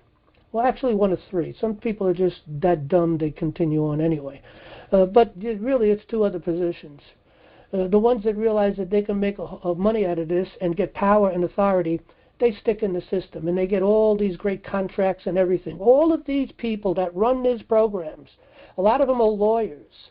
And they get the contracts on the highway, for instance, for the towing. Okay, these are the people that are awarded a lot of the state and county jobs, because the whole set it's all fixed. This is how they empower themselves, and they keep control of everything. They're all taking a dollar. And the second group of people in the committee, man, are people that are coming in with good intentions, want to do something, and want to participate. And over time, they start to realize they're a bunch of suckers, that they're slaves, that they're being controlled, and they're being used only to further the richness of the people who put this whole process together all the way up into the New World Order. And then they leave. It's constant. But they'll be leaving to come over to the committees of safety. And when one leaves and lets the others know, they're all going to jump ship. That's how we'll destroy political parties. And then we'll execute and resurrect the George Washington Clause, which belongs in the law. These associations cannot become political parties. It's unlawful. It's destructive to the nation. Committee of Safety, Committeeman, critical mindset. Don't ask what are the limits of our power. Liberty knows no limit. You need to free yourself. You know, we know no limit. As long as it's just and right, we can make it happen. Liberty knows no limit. We simply do what is honest and just. The people need no permission to act. Yes, we can even make it up as we go, and as we see fit, as long as it is just. That's the prerogative of a king, and that's what we are. We're kings. We, the people, ordained and established the Constitution for the United States. We are the potter, and they are the clay. Legislators are authorized under the Constitution and vested by the people with limited powers to write statutes and codes that are enforced as law to control the behavior of bureaucrats, municipalities, governments, agencies, elected officials, and interstate commerce, but not the people. The people's rights are unalienable and cannot be legislated. Once Republicans and Democrats realize our Constitution does not authorize Congress to legislate behavior, party politics will finally outgrow its pathetic effectiveness. And if we follow Thomas Jefferson's advice of peace, commerce, and honest friendship with all nations, entangling alliances with none, then America's greatest days lie ahead. Only the people, through the committees of safety, committeemen, can achieve such a goal. Our Constitution is in danger. We must protect our Constitution from all attacks, foreign and domestic, for those who are to follow. The service and experience of each person in the community is needed now. The United States of America is now 230 years, at least when I wrote this, beyond its founding documents. Times and technology have changed, and responsibility of the government by the people has not. If ever a time, Samuel Adams said, if ever a time should become when vain and aspiring men shall possess the highest seat in government, our country will be in need of its experienced patriots to prevent its ruins. You need to become that experienced patriot. You need to get educated. You need to start a committee of safety or join a committee of safety. You need to save the republic, because only the people can do it. And if we lose it, it's because you decided not to do anything. And then you can answer to your children when they are slaves. Okay, I just want to go through, I'll try to do this as quick as possible. We're going to breeze through a couple of pages looking at the structure of the committeeman and the process, the committeeman. And again, this is how things are set up in controlling the political process. And you have to work with other people. You have to work with people in other counties. They need to be doing the same thing. You know, you can control all of the government, all of the governments within the county, but you can't control the state government without having at least the majority of the counties having this process set up. So we have to encourage and assist other counties to do the same, and we have to work together with them, especially during the political process.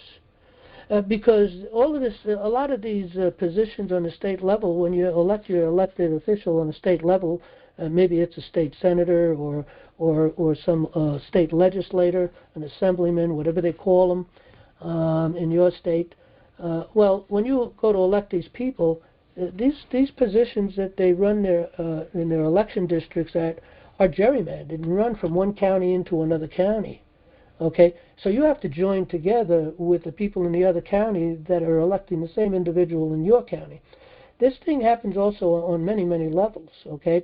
You know, if you want to control the state, for instance, the governor, you got to work together with the other counties to make sure you get a good person in there for governor. You know, you have to get enough people involved so it'll be easy to recall these people. You can take a governor out of office in 90 days. Done. Out of office and elect a new one, 90 days. A deal done, period. Okay, you have the power and the authority to do this. You have the power and authority to do this with every elected official, and I would say probably with the exception of the president, but maybe not necessarily. I think we could possibly make a case that we can even throw the president out of office. The people are the kings. We're the power. We're the authority. We make the law. We make the decisions. But right now we let psychopaths do it. We let sociopaths do it. And we seem to just let it go on and on and on. When are we going to stop this? When are we going to take back this nation? Okay, let me get to this other page that I wanted to look at, and then we'll open up. Again, we have the queue open. Anybody wants to get in, *6 and a 1 if you're on a phone. If you're on an app, there should be a button to get into the queue. Just click on the queue, and you can get in. Let me see. I'm looking for a note on where this other page is at. There it is. I got it. Okay. 19. What page I'm on? I'm 17 already, so I should be pretty close. 19. 18. Okay. This is the structure organized. Now, again, this handbook needs to be read through thoroughly. You need to work together with the people in your committees of safety. You need to discuss it and work out and plan out this whole structure. But this is the breakdown of a political committee. You know, you got the General Committee of Safety, County Committee of Safety. And in that General County Committee of Safety, you have different subcommittees. One of those subcommittees is the Political Committee.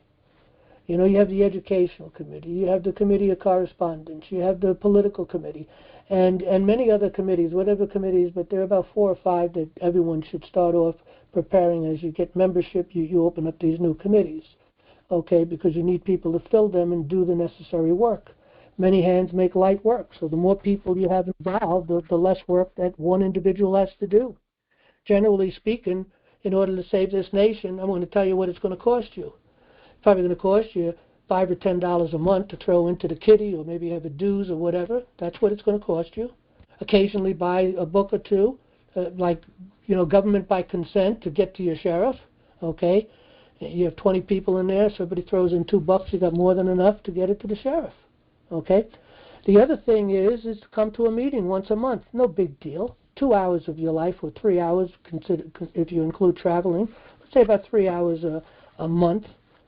And then during the month, you'll have maybe an hour or two's worth of work. So your investment to save this nation is 4 or 5 hours a month, and maybe $20 or $15 or $10 or whatever it is the Committee of Safety decides that they need as they go along, because we have to get a kitty going, and you know, you have to pay for different things. You know, secretary has to have, you know, maybe paper and a copy machine or whatever the case may be. You know, but there's not much really involved, but there are things that you're going to have to do. So that's what it costs. Is that too much for everyone to save the nation? Do people think that that's too much to give? Political committee. Okay, so we start off with the political committee, and this is and remember, you know, once the committee, the political committee does its work, it reports to the general committee.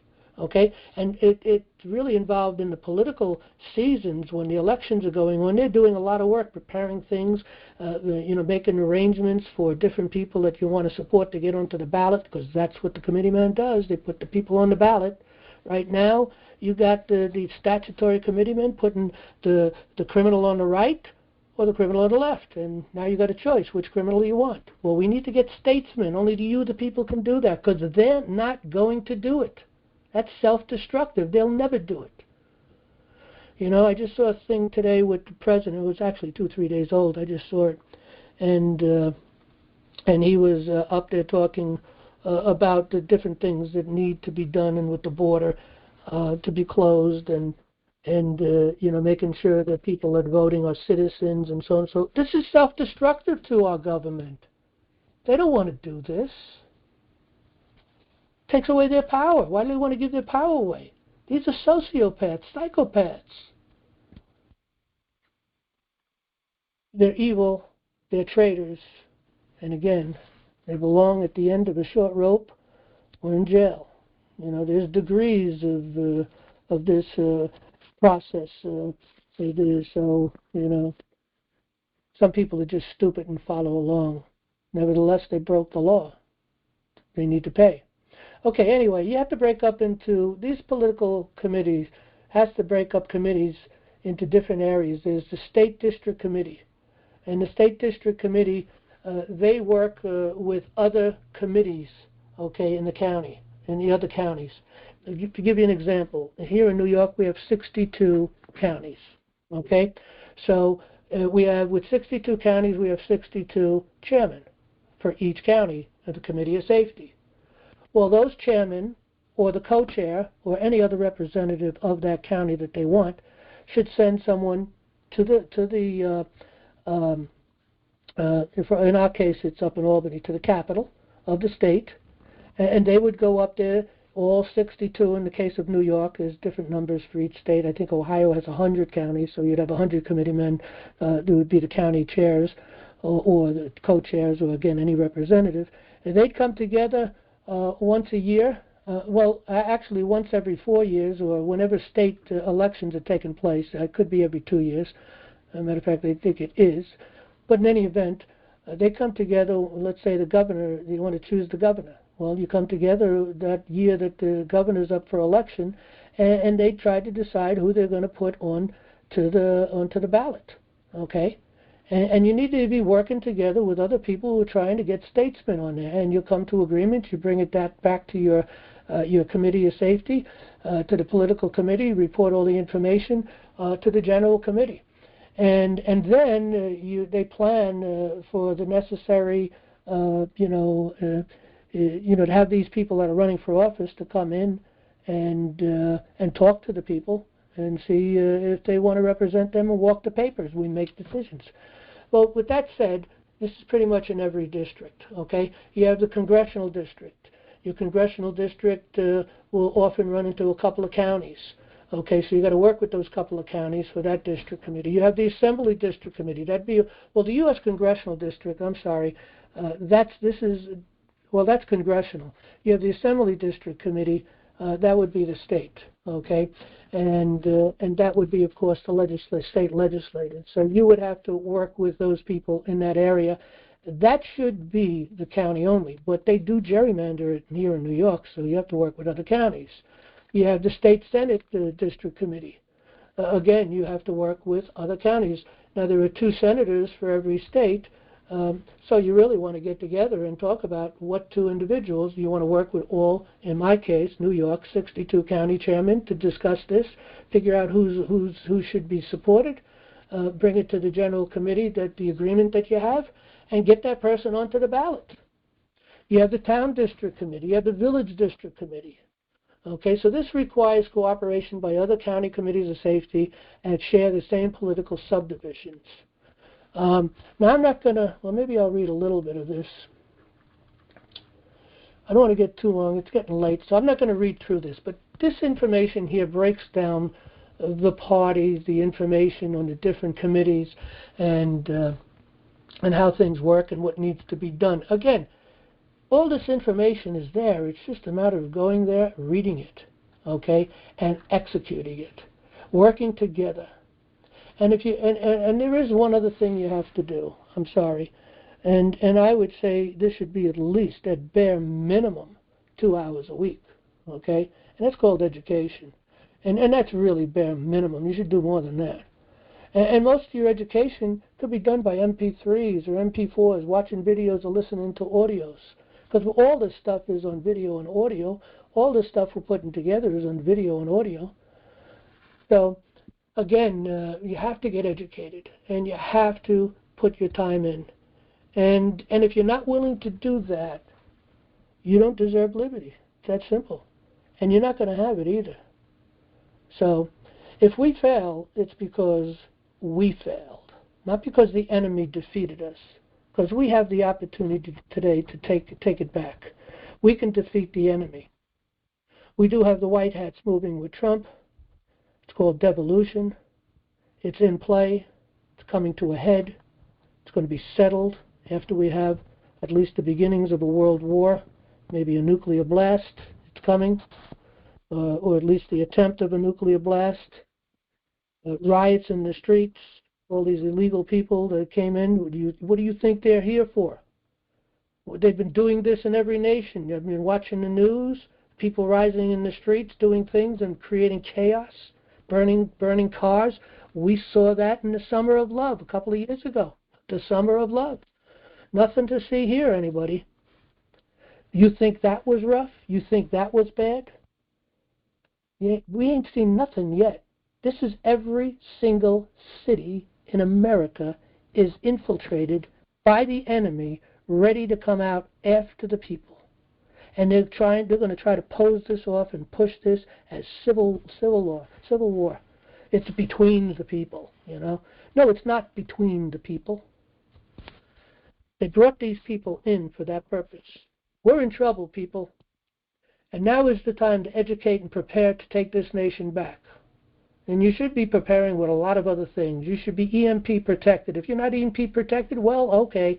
Then you lose everything electronic you have. You lose your car, your generator, everything in your house. It's all gone. You don't have it no more if you get hit with an EMP. You need to have food and water. At least 30 days. At least 30 days. You need to get educated. You need to organize. And look this National Liberty Alliance has made it so simple. Everything is right here. Start a committee of safety. Follow the breadcrumb trails. But basically, all the information you need to download, the MP3s, the MP3s, the MP4s, the PowerPoints, the handbooks, all this stuff is free. It's all done, put up there. Just take it and exercise your right, your unalienable right of government by consent, and let's take this nation back and raise it back up to the republic that it was meant to be. But basically, most of your stuff can be found as far as the downloads right under here, handbooks, videos, and tools, right on this page. Okay?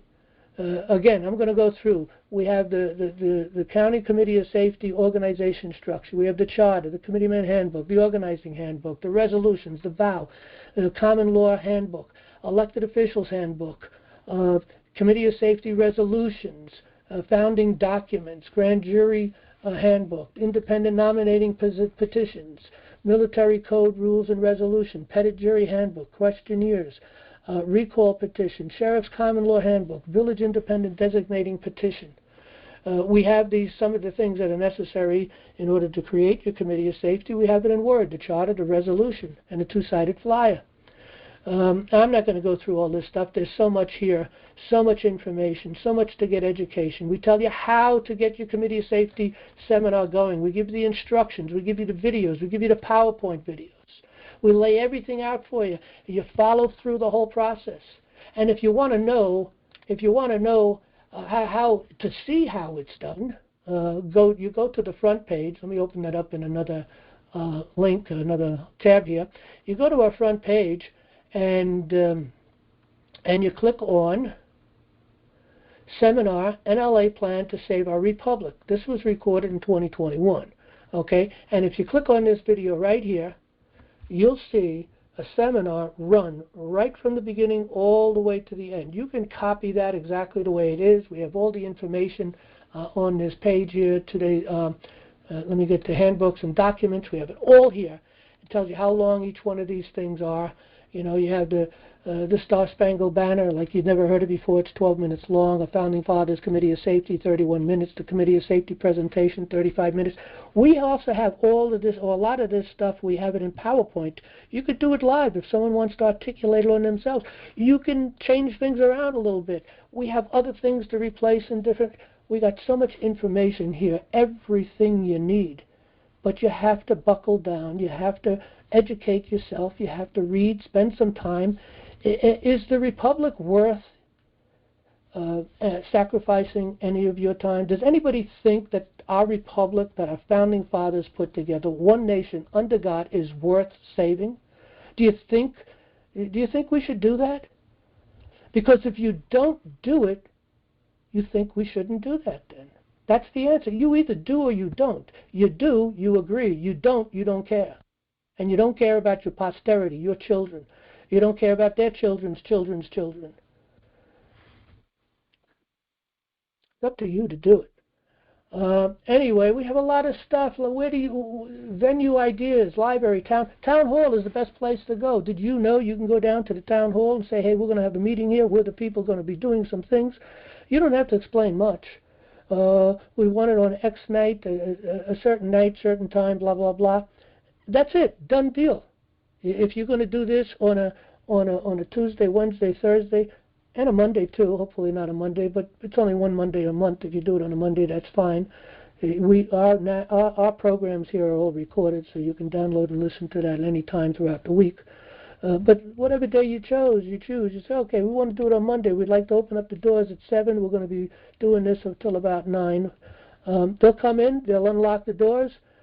You'll already know. They'll explain to you how to use the necessary equipment that's in there. You could do PowerPoints. All you do is bring your own computer. They may even have a computer. You just have to bring a thumb drive with the programming on it. But usually you have to bring your own computer. You plug it in. They got everything set up in there.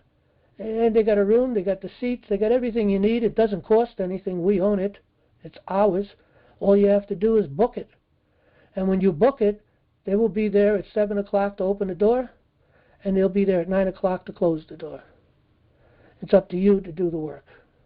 So I think that's the best place. You can use the library also, but the town hall I think is the best. Rod and Gun Club, they could do it at church, private club, back room of a bar, restaurant, or a diner. And again, I think the best is town hall. Makes it more authoritative too. Okay, we go through to teach the monthly meeting protocols. We got download videos in county meetings, or things to discuss, different things that people should know, maybe play a short video at every meeting. I don't know, whatever it is that you want to do. But again, you have to encourage the people to get educated. You got to encourage the people to come to the National Liberty Alliance and get their education. In the coming weeks, we're going to spend an evening talking about education and everything we have. Okay. Also, other things the county can do. You know, they can come together and they can have a plant, their own food and stuff, a community garden. They have this thing you can do with water. Not sure how to pronounce that. Aquapinia, and a wallopinia. Anyway, this operates with fish and water pumping through these pipes. These plants are all in water, and the fish waste feeds the plants, and it's cleansed through the plants, and it goes back into the fish tank, and so on and so forth. So you're really creating fish and also all kinds of planting.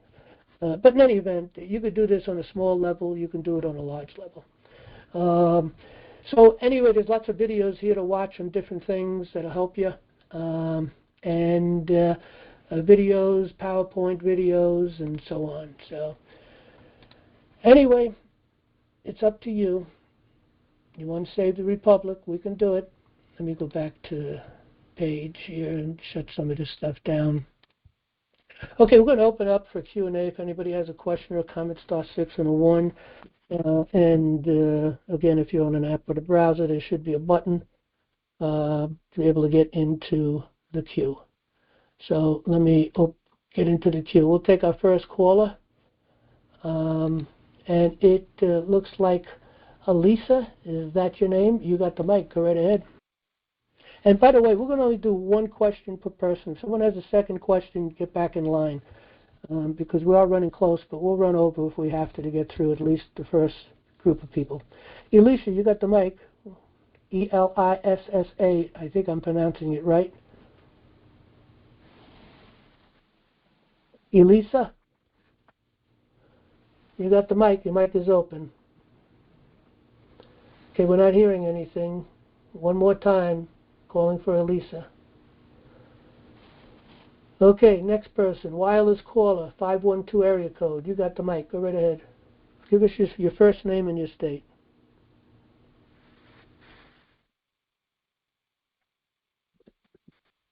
Not hearing anything. Go ahead.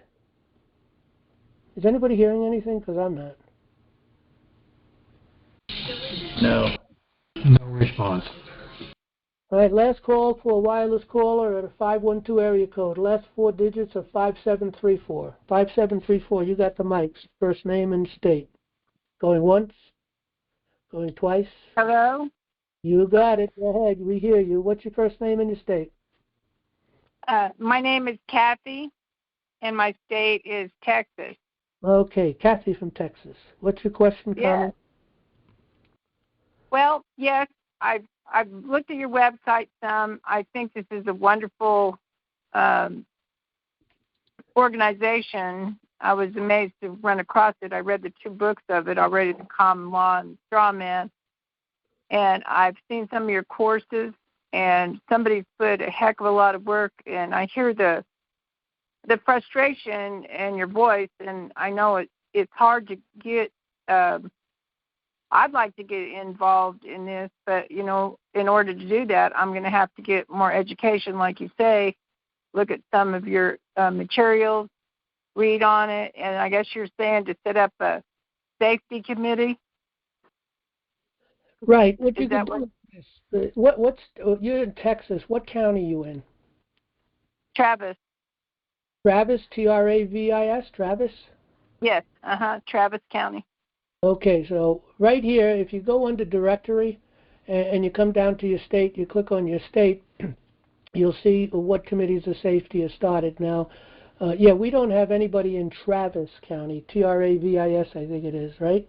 We don't have anyone in that.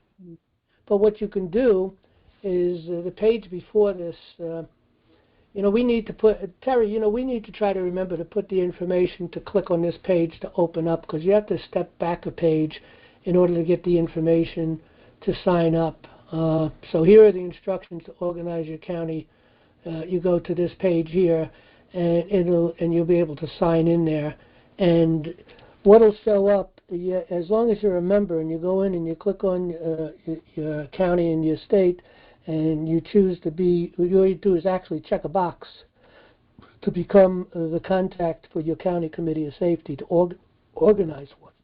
And once you check that box and you save it, you'll see that your first name and your county and your phone number will show up on that page. And for instance, that's on this page here. I click on Texas. Okay. Okay, what page am I on?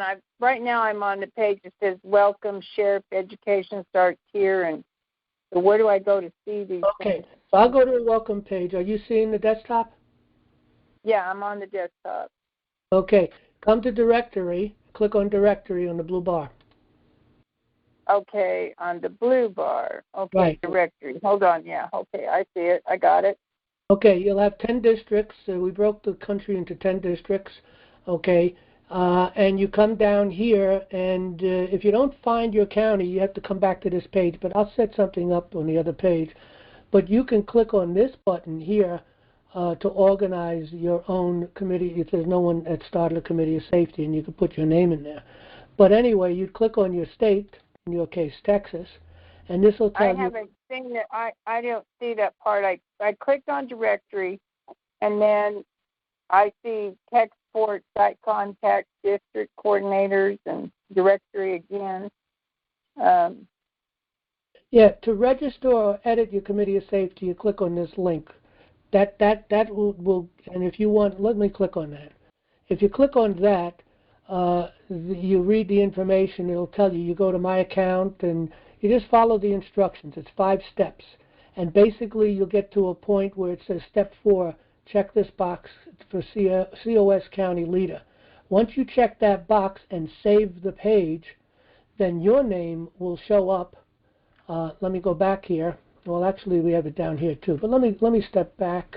I registered on this, and then it said that I see the districts out here, and it says to go to your district, and I see 7 is for Texas, but I'm as far as that goes, and it says submission for this form are closed, so you can't do that. So I did sign up the other day. No, we used to have state forums, but that got out of control. Psychopaths or sociopaths took over, and they took things in different directions. So we don't offer any place for people to come together statewide. Now, what that has to happen through the committees of safety. You guys got to work that out on your own state level. But go back a page to where you're going to click on register to edit. But if you come down to your state, for instance, yours is Texas. You click on Texas, it'll tell you we have total state members. We have 857 members in Texas. There's 254 counties in Texas. You got a lot of counties. And we've constituted all of those counties. And we have 1, 2, 3, 4, 5, 6, 7, 8, 9, 10, 11 committees of safety in process in Texas. So if anybody coming to this page, if there's already someone started it, you give them a call and connect with them and work things out. If there's no one there, then you go back, then you click on the page. And again, I'm going to put it right here. Okay, let's go back here. It says here, register your committee of safety. You see that? And that's I found the county. I went over under start a committee of safety, and I got national monthly meetings, handbook, find your district leader, interview candidates, become a jury, Christianity of America, meet with the founders, issues to consider, and bonds. And I probably got to go over here to move it down further. And okay, and then it's starting to, I guess that the one under the district location, Texas. Okay, I see down here, I got to go into the different states now. I found Texas, so I can do that, but access denied. Okay, but you have to be signed in, so make sure that you haven't been logged out. Okay, up the top right over the bar. But here, I just put the link on this page. I'll make this bigger later. If you can't find your committee of safety down here, then you come and click on this register or edit your committee of safety. When you click on that, okay, you have to follow these steps. To take the responsibility, follow these steps. There are 5 steps. You have to go to My Account, which is up on the top right. Okay, you click on that, and then that's where you can change your information that you signed in on. That's your account. Okay, you click on Edit. You see an Edit button.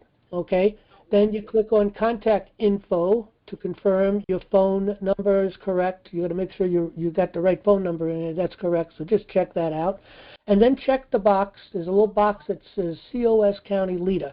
You'll just put a little tick in it. Okay, and then save the page. And then at that point, you will show up here, your county, your first name, and your phone number. And you can edit that and change that at any time by going back to your account, My Account, and untick the box. So if you start it and you really don't want to hold on to it, but you just want to get it started, when other people come in and you're starting to communicate with them and discuss some plans, see if someone else is more interested in taking on this position. And if they are interested, then say, okay, and show them how to go in and change and put their name in there. And then you go in and untick your box. Or you can leave yours in to work together with that as 2 people to call, or whatever you want to do. But the thing is someone needs to be a contact person.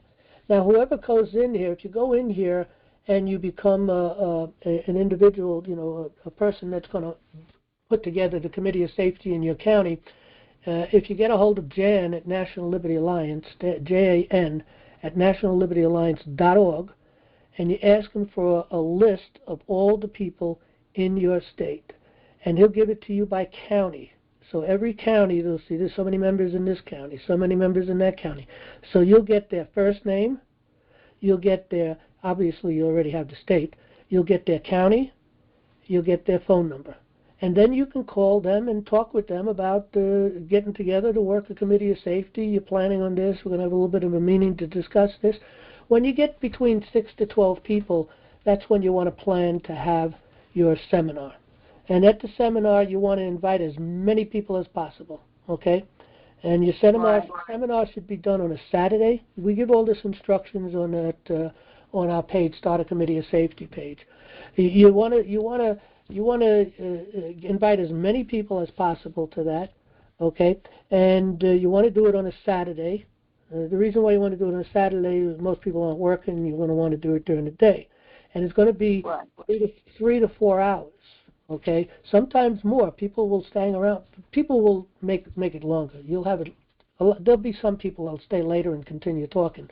But it's usually between 3 and 4 hours for the whole seminar.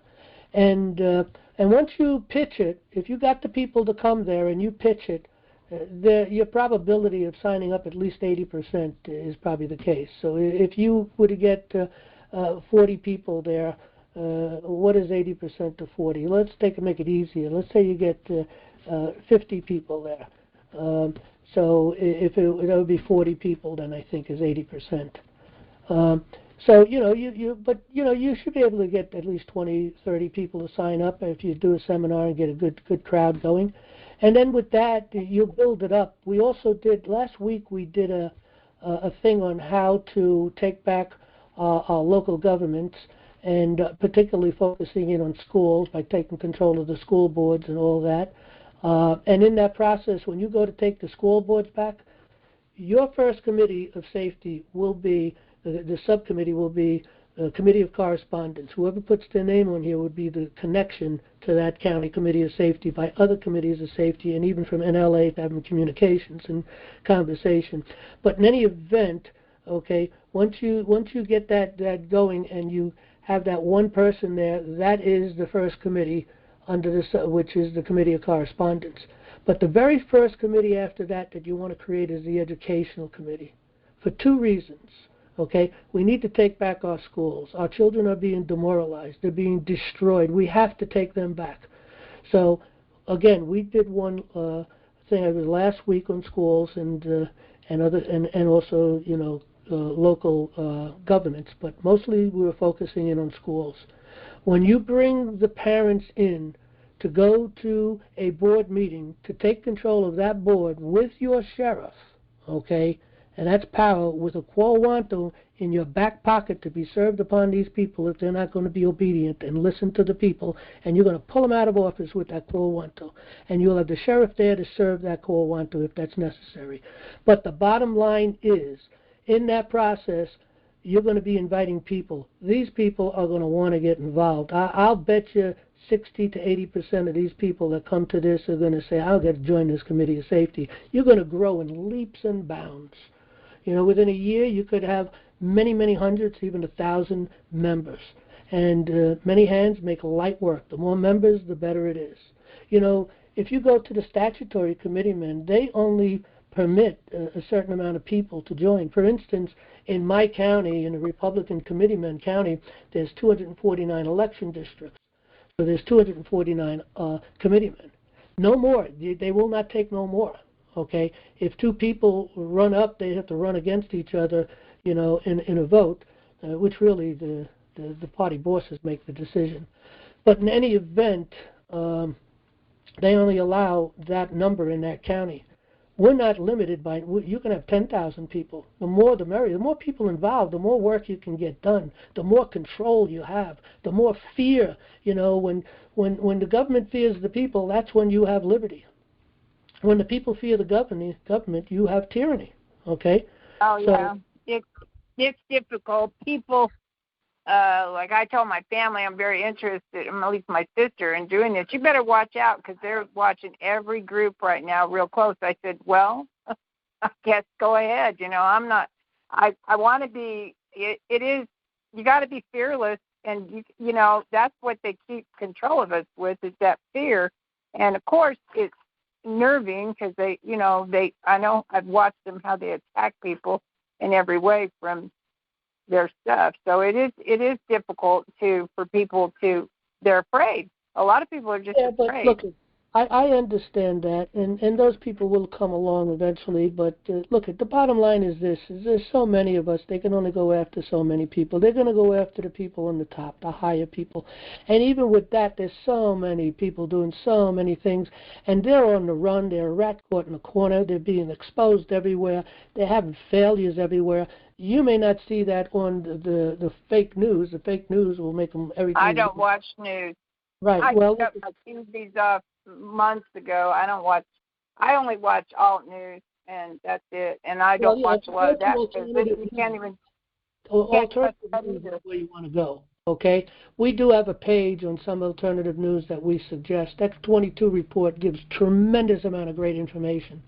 Christian Patriot News, they give some good information too, but he only comes out once or twice a month. X22 comes out 6 days a week. They give really in-depth stuff. Also, Q News Patriot, you click on that. So these are three places where every day I listen to whatever is new. Any of these three I listen. Sometimes I listen to other things when I have time, but I only have time to listen to so much because I'm just so busy. But anyway, I didn't catch your name because I didn't. The reason I wasn't signed in, so that was a lot of my problems. So I'll get in and do. I'm like you. I'm just busy as can be. I'm an older person, so I'm kind of trying to handle a lot here right now. But I still find time to do the things that I am interested in. As much, you have to use your time. We all have so much time in our time bank. So you just have to choose how you're going to spend that. So right. I'm choosing, and I want to be involved because you're right. We're not going to have a country. And I tell people that if anybody's interested, the only people who are going to save our country are the people. Nobody's coming to save us. Nobody. Right. We are the only ones that can do this, and it's going to take the collective to do it. And hope you've done, I don't know. What was your name? I'm sorry, I didn't catch your name at the start. My name's John Duress. John? Okay, John Duress. I'll try, I want to know who you are because you're a magnificent person doing all the stuff that you're doing. And the group that's here, I don't know who's all here, of course. But anybody that's here, glad to have them aboard. And hopefully we can all work together and start doing some things. I've witnessed a few things on that alt news where I've watched people go in and shut down these people and throw them out, and this can be done. It's just going to be a backbone to do it. That's all. In education, you got to have that education, so when you go to do something like this, you can convey what you're talking about. Bear in mind, you don't have to wait to get an education to start a committee of safety. There's a handbook there. You start off with the handbook and you connect with one other person and you just start talking about things and making plans, and then you get 3, 4, 5, 6 people. When you get about 6 people, that's the time to have your first seminar. Maybe you might want to wait for a few more. I don't know, but that's up to the people. Where's the handbook at now, John? Where do I find that one under? If you go to click Start a Committee of Safety, you can follow breadcrumb trails here. Okay, there you go. Start a Committee of Safety, you come down to Handbooks, Videos, and Tools. It's 4 down under Start a Committee of Safety. You click on that, and that's where all of the instructional stuff, free handbooks, all the MP3s, all the MP4s, all the PowerPoint. I mean, just lots and lots. Yeah, I see it now. And listen, many hands make light work. Some people are going to specialize in this, another person's going to specialize in that. These people this one small group of people will want to get involved with the educational committee. Other people, that's where they're going to get their specialties. But as far as creating the committee of safety, as you're getting educated, you need to be creating the committee of safety, and that you could do just by downloading that one handbook, which is organizing your committee of safety, and follow the instructions step by step as you go through the booklet. You get it all together. And again, look at it. Your seminar is all set up right here on this page, at this area, right here. This is everything you need. Download it all.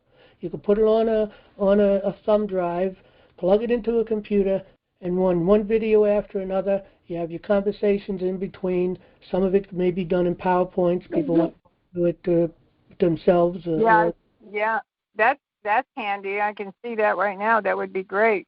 Just so basically, all you got to do is you're still going to have some background on what you're talking about. You got to go there, but that comes with just time. run through this yourself. Just run through this yourself and watch it yourself. And like you say, find another person that has the interest and wants to, and then maybe they'll find someone else. But I know a lot of my neighbors that I live by, which is a pretty large subdivision, and they don't even believe in chemtrails, or they don't believe in anything that's going on. It's like they're living their life like life is the same. Well, look, we're also putting together, administrators for grand juries, because right now the lawyers and the judges control the grand juries. We need to take it back the way it used to be, where the people control the grand juries. And we need to get administrators, which would be paid positions, that would be paid by the government, because they have to pay someone to do this, and that is to pull together juries and to orientate the juries. Now, we're training people on how to do that. We require anybody that wants to take that position, which is a paid position. You can go in and check the box. You go up to your, up to your page, what do they call it, My Account, and you can check the box to be a committee, working as an administrator for the grand jury. But you have to take all of our courses. And those people will know the law. There'll be one paralegal among them. There's 5 people altogether, four administrators and one paralegal, which is another administrator. So that's 5 actually. And they'll learn the law. The paralegal already has a 2-year, education, or whatever it is, 1 year or 2 year. And then we have our own course, which is, under our education here. Again, they have to take all the courses if you're going to take that job on, and that'll prepare you for that. But under our courses, we also have court access in the common law course. That's a law course. They're required to take that. Now, they will be part of the Committee of Safety also, and they'll probably be in the Judicial Committee. Now, and when you have a problem and you need to deal with the law, those people will be great advisors. And of course, we'll be here to advise them or anybody in anything they need with the law concerning particularly the Committee of Safety. So we'll be here to help. But eventually you'll become knowledgeable, be able to step up on your own feet, so to speak, and take care of your own business. And you just have to build knowledge. Knowledge comes with time. But meanwhile, you should be creating the Committee of Safety. It's going to take 3 months, the bare minimum. Once you have your first seminar, it's going to take 3 months to get to the point where you're pulling your sheriff on board. So by the time you come into your 4th month, that's when you're going to start to become powerful, and you may be at the point where you're now going to start taking back your schools in your county. My county, I forget what it was, 15 or 16 school districts, whatever it is. You probably have you have so many school districts in your county. Every time you take a school district back, you're going to build your membership up. Okay, but the bottom line on this here is that these committees of safety, you'll be pulling the people coming together, and again, you'll have people with certain knowledge, because they'll want to deal with education. Others want to deal with the political process, others with the judicial process, and all of them will have special education, and then you'll have certain people who want to know it all, and they may have the ability, they may be good at articulating themselves, and they can be a great advisor to the committee and assistant to the knowledge on how things work. But you pick it up together. You work together. And who cares if you make a mistake or fail? You fix it after that. That's the way of life. A school of hard knocks is the best education you can get. I've had that school my whole life. Well, I got to move on to the next caller because it's getting late. And okay. Well, it's nice, and thank you for all your information, and I'll be looking into it further, John. I really appreciate your time. All right, thank you. I'll go now. Bye-bye. One question per person. I know I spent a lot of time here with Kathy from Texas, but it was a very important piece of information that we wanted to give concerning what she's given. So, but let's move along, and we'll take it from there. Angie, you got the mic. Go right ahead. Is it Angie? Hi. Yes, this is Angie. I am from Southern Illinois, Williamson County. Okay, Hi. go ahead. Angie from Illinois. Thank you. I have contacted the Committee of Safety organizer within our district. I have not received information back. However, I have sent a few emails regarding our situation. And as noted to Jan, I had prematurely reached out seeking a attorney or a common law attorney, and of course I couldn't help but laugh at my own self when she said that those words were contradictive of each other. So I have developed enough. Not really. I mean, yeah, attorney does kind of focus more into the bar. Lawyer may be a better usage, but nevertheless, a common law lawyer, you might be able to use the word. You know what? I'm looking to see if attorney is a proper word to be able to use on both sides. Because Yeah, I found it humorous, seeing how your initiative, of course, is always to educate ourselves. So it's completely understandable too. But we have also had a very hard time getting any attorney to take directive from us, whereas they only want. No, they won't. They have an allegiance to the bar and to the court before they have an allegiance to you. People don't know that. You know, there are court cases that right from the beginning everybody knows who's going to win. Your lawyer is not going to tell you you're not going to be the winner because he wants the money, he wants the paycheck, he'll fight the case, but he's going to lose. And a lot of times they know it. When you're going up against the status quo, it's already set before the time they go in. They don't want you to go into their court without a lawyer because, you know, the lawyers play ball. You're not going to play ball. I don't play ball with them. And so they don't like that. They'll try to throw you out. You know, you can make certain arguments and stay in. I've never really been thrown out of the court. They've tried to say I can't represent myself or I can't represent someone else, but generally speaking, you can. It's just an uphill battle. Every time you go into court, you have to fight the judge before you can fight your case. That's a major problem. You're not going to get much of any justice in you're not going to get much of any justice in the courts right now. But educating yourself right now and preparing is the important thing. By the end of the year, when devolution plays out, that's when we're going into the courts. That's when you'll be able to go into the courts and start to get some wins. Until then, you know, look at, I don't know, it's very difficult, very, very difficult. You know, we've been involved in hundreds of cases, literally, and it's difficult. Yeah, I have reviewed some of those and looked at a lot of the letter of intents that you guys have also sent out in regards to the COVID years and things of that nature. It is unfortunate to, you know, hear that once again because it is so hard, especially when you know that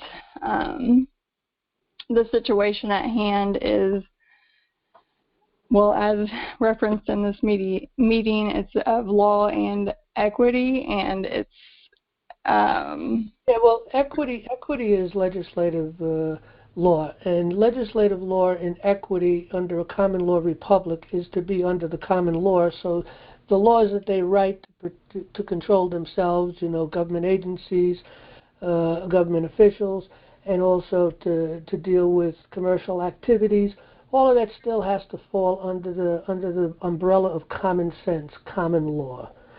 The law that's written in the heart, the law that's written in your common sense that God gave us. That's the law. It's very simple. It's very obvious. The people know it. They can figure it out. You don't have to have a high Q to have common sense.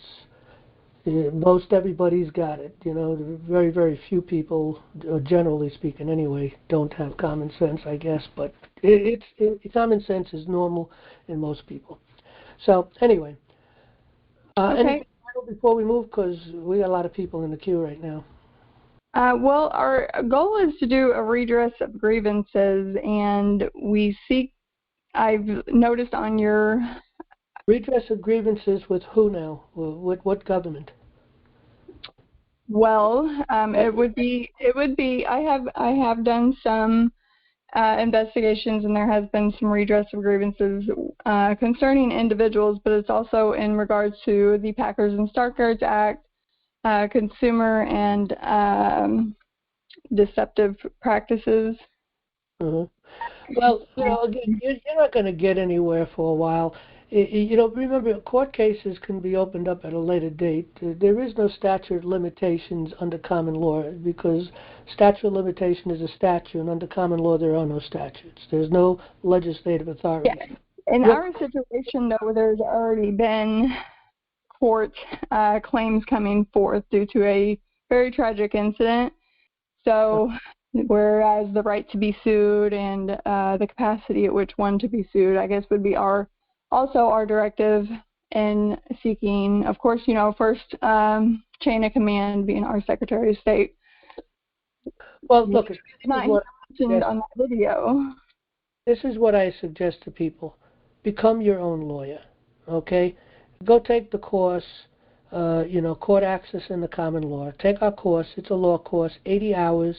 It'll give you the ability to write your papers. It shows you how the papers are written, what papers are needed. We go through all the forms, and we lay out the process and the procedure, how due process works in the court, how the court case from the beginning all the way to the end works, with the different parts of the case, and how it works. I mean, that's what the course is all about. Yeah, and because no one's going to be able to take on your case better than you, and you're not going to get a bar attorney to take on your case, at least not properly. If they take on your case, they're going to betray you. They're going to be doing things that you don't want them to do. If I were to take a procedure more so that we unfortunately don't have that. Don't have what? That experience and or knowledge. Of course, we're understanding ourselves. We are taking that approach for sure.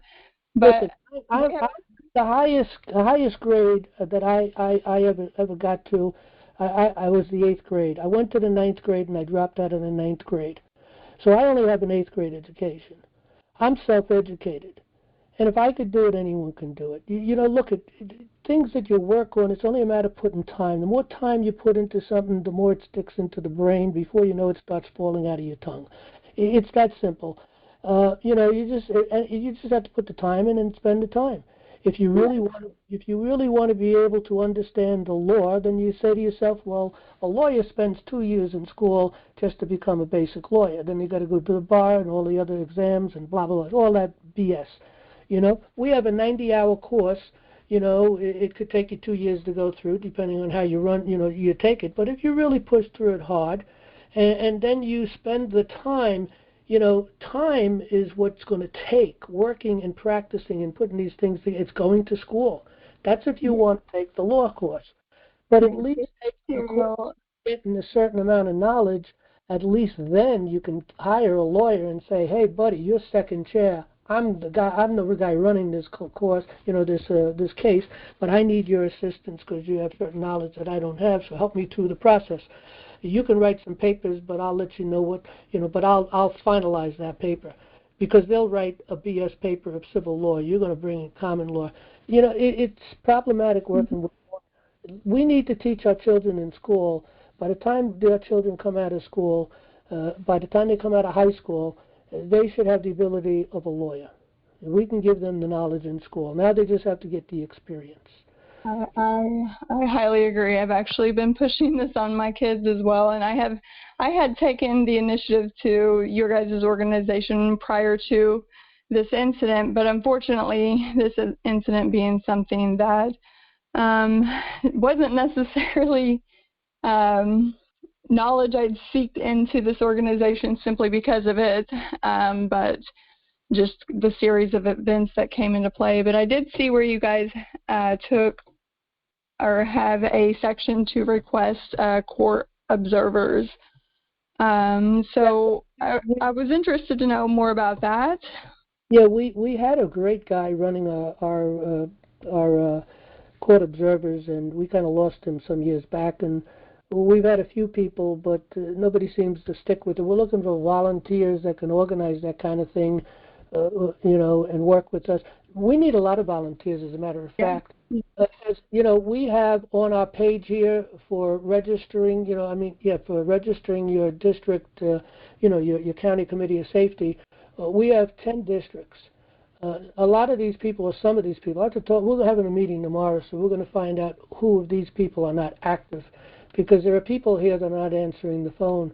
And if you don't get the person in your district, you can try the district next to you or whatever, another district, and maybe they can refer to someone that may be handling your district, which is whatever your state is in. And you get some help. But the main thing is anybody that wants to volunteer for these positions, and if we do ever we have to get funded at some point in time. We're hoping for funding. So we're looking for someone with deep pockets to do that, because, we only get $5 here and $5 there to keep the lights on, so to speak. But at some point in time, we'd like to go professional. And these 10 positions would be professional positions, and they'd be paid positions once we get funded. And there are other positions in National Liberty Lines that would be paid positions at some point in time.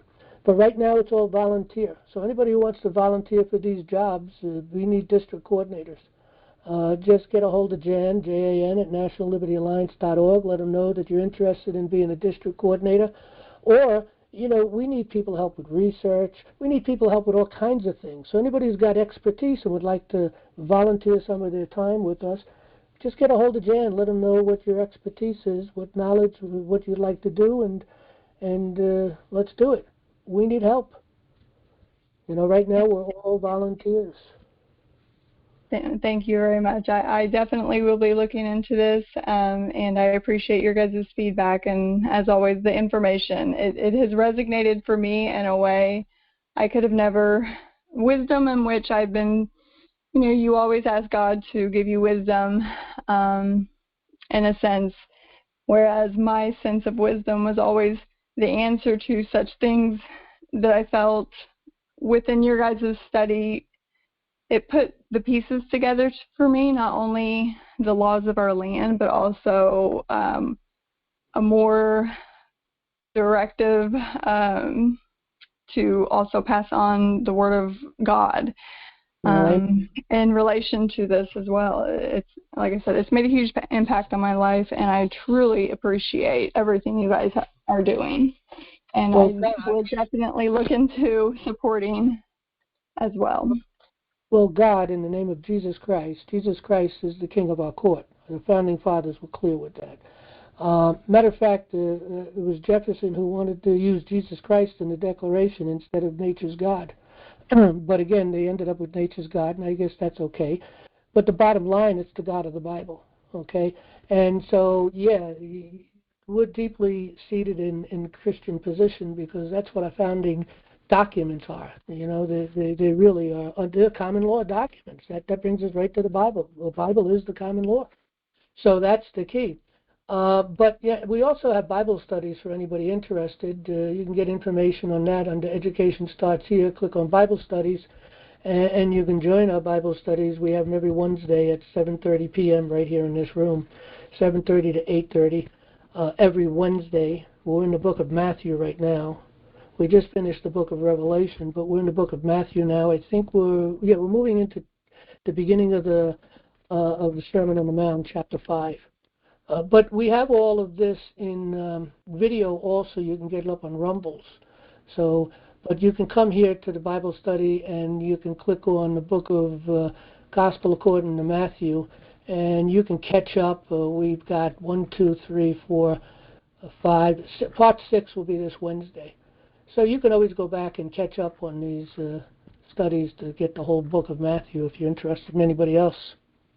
But with that, we'll move to our next caller. Okay? Okay. All right. Thank you. Thank you. Thank you. Okay. Looks like Nancy from Michigan, is it? Nancy. Hello. Go ahead. You got the mic. Nancy, Wayne County, Michigan. I went to court today with a friend to help him file bankruptcy because he's in foreclosure, but they got him in landlord-tenant.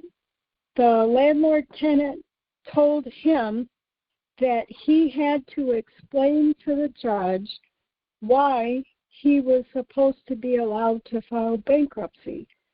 My question is, if I do a motion to compel discovery, debt validation, and answering of interrogatories, will that put them off, or do you have a better solution?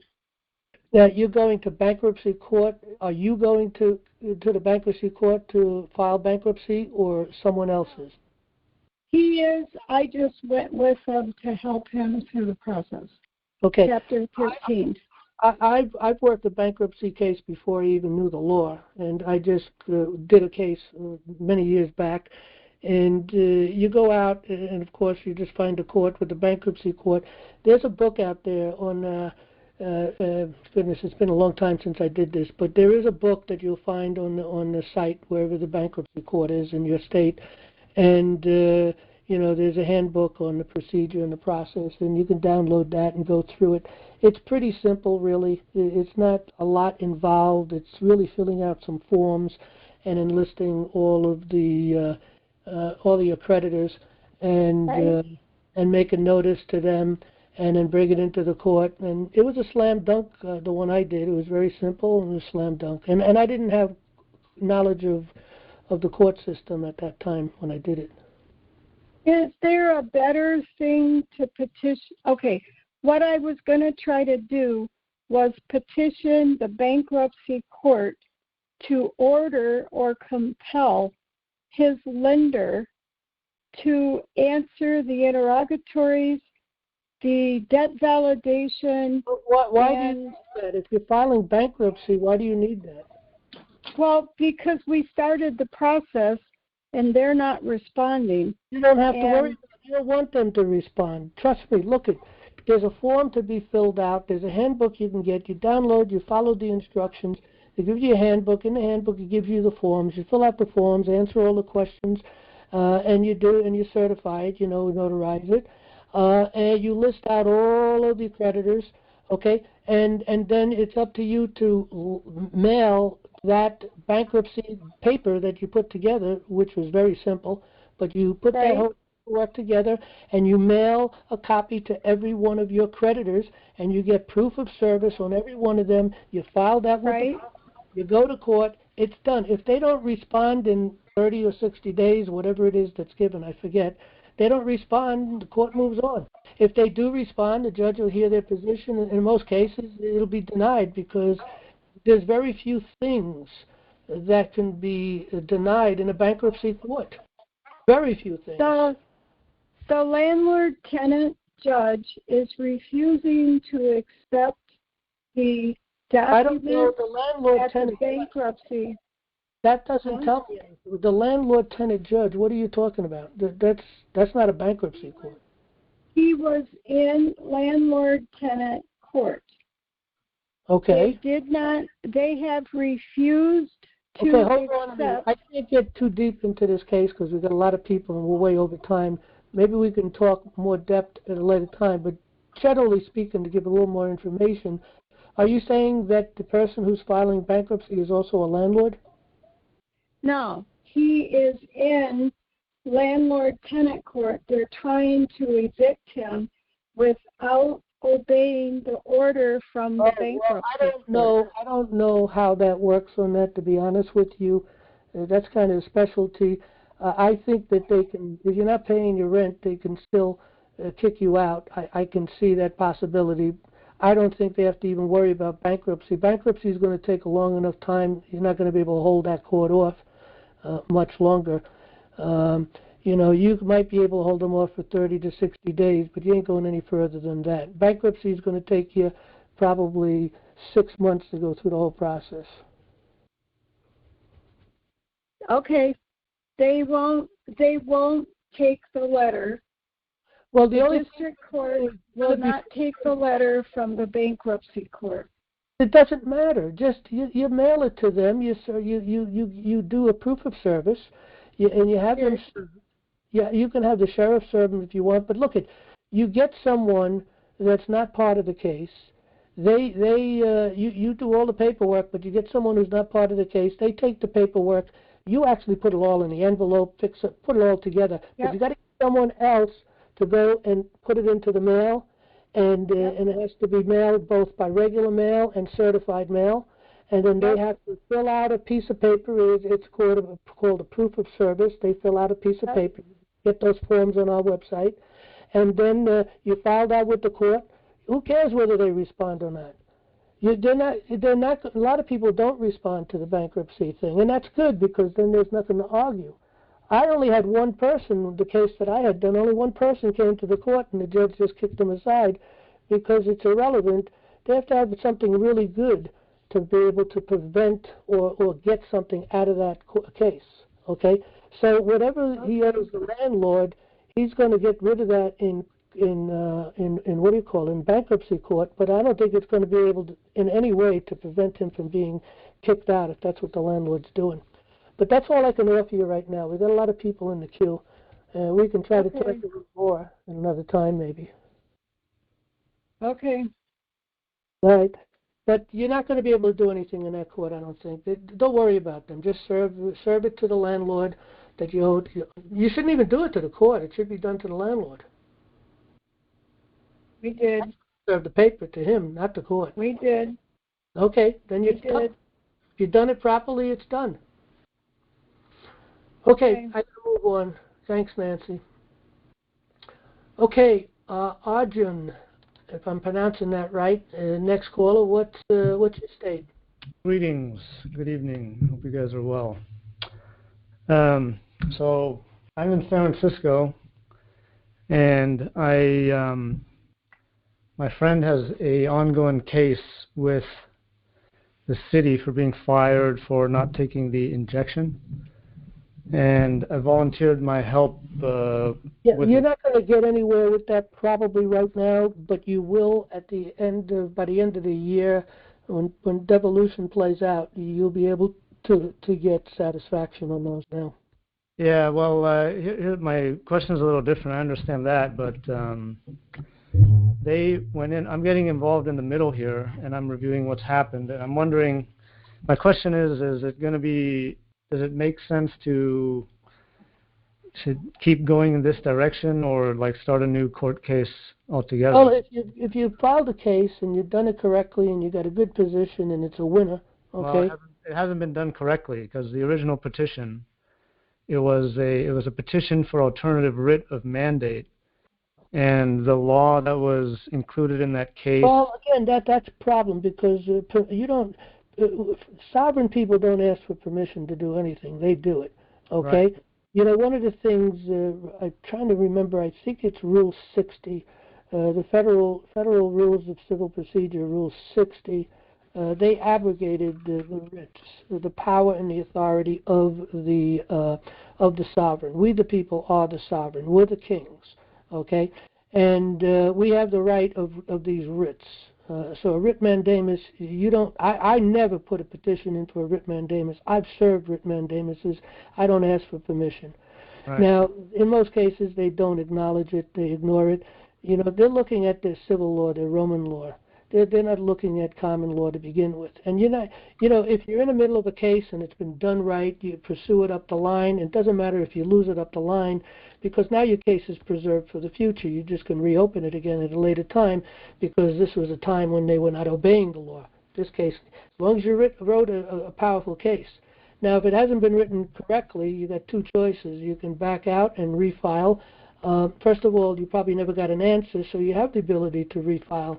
But you refile it as a court case, okay? And you have to know how to do that, and you need to do it under the common law with the proper process and the procedures, which is due process. All courts work the same way as far as process and procedures go, but it's the contents of your information that you put in, how you couch and put the case together. That's got to be done properly. And if you've done it properly, if you didn't do it properly, you can resubmit it and do it properly. And you're probably going to lose, so you could take it to the appellate court, okay? You're probably going to lose there. In most state courts, well, I know here in New York we have the Court of Appeals and the appellate. So there's two steps after that. Then after that, you go to the Supreme Court, the U.S. Supreme Court, on your case on that. And But if you want to push it up that line, it gets a lot involved. You got to understand how to do that. There's a lot of paperwork involved going up onto the Supreme Court. I'm just learning that right now. And, or you can just wait until, and then you can preserve your case if you lose. Or you could just wait till you get to the end of devolution, file your case. There's already going to be a setup for people who have been damaged. And you can either take that or whatever it is that they're going to give you, and if you don't take that and you say, I think it's more, I want to fight my case. So you can fight your case, okay? The thing is, remember, we're taking out the elite. They control 90%, if not more, of the entire economy of the world. We're talking not billions of dollars, we're talking trillions of dollars that's going to be seized. All that is seized. There's liquidity, there's gold, there's silver, there's all kinds of other metals, there's properties, real properties, there's all kinds of things, stock, corporations, all going to be sold off once we take it away from them, because that's what we're doing. That's what devolution is doing.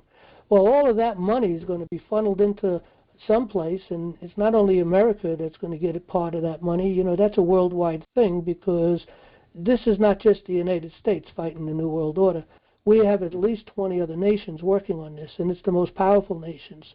And the rest of the world is going to come along. But all these people that have been trying to bring us into the New World Order will end up in court, and they'll be dealt with justly by the people.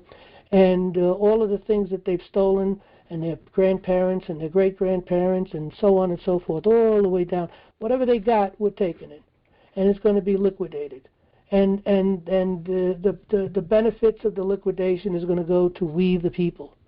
So a lot of those things is going to be dealt with across the board. You've been injured by taking the jab, well, you're going to be compensated. Some people may be compensated more depending on how much injury there's involved. That whole system is going to be set up, and there's a lot that off the bat I can see. Well, what should be done is right off the bat, every individual in the United States, and this would eventually, of course, work out into the entire world, will get something, because we've all been injured. We're all casualties of war. All my life we've ultimately been casualty of wars. I've watched this. I grew up in the 50s and the 60s, and in the 50s and the early 60s was a very, very different world than what is today. And I see the process and the injury, and a lot more maybe than people who were born in the past 20, 30, 40 years, So, again, all that's going to work out. It's kind of almost like, the idea of, if I could think of the word here, well, I can't think of it, so. But anyway, there's a biblical principle in this. And the biblical principle will be, okay? Her court gets set up properly. That's my question. Does it make sense to go forward since? Well, if you paid the money, action. If you paid the money to open the case up, as an amended action instead, as a plaintiff. Yeah, exactly. You can amend the whole action. If you paid the money to get into the system, which you shouldn't have to do, at the end of the day, you want your money back too. But that's another battle. But anyway, if you're in the system, you put money out on it, and nobody's answered, you can amend it and do it properly. You want to do it with an action at law. That's what you want to do. Okay. But with that, we got to move on. Okay. Thank you. Van, you got the mic. What's your state? All right, you hear me? We can hear you. Go right ahead. All right, this is Van. I was in your meeting months and months ago. I've done a lot of study work in LA, not including, you name it. I've been listening to seminars after seminars and going through all sorts of things. I've just started a really good committee of common law, judicial common law here in Texas in Burnet County. I'm the Burnet County COS on your page. I have used a lot of the information that you've provided, but I'm steering a little bit different course, and I don't mean to do anything, but the thing is I'm trying to keep it simple, because I'm an engineer, and that's what I believe in, and the people around me, they they're not going to read all your classes and No, study they're this not. stuff. No, they're not. No, they're not. They want it in a nutshell, man. They want it explained to them. I And understand. they want to Hold see it on. in a picture. I So understand. my biggest question is, because you did show something on here that really tweaked me.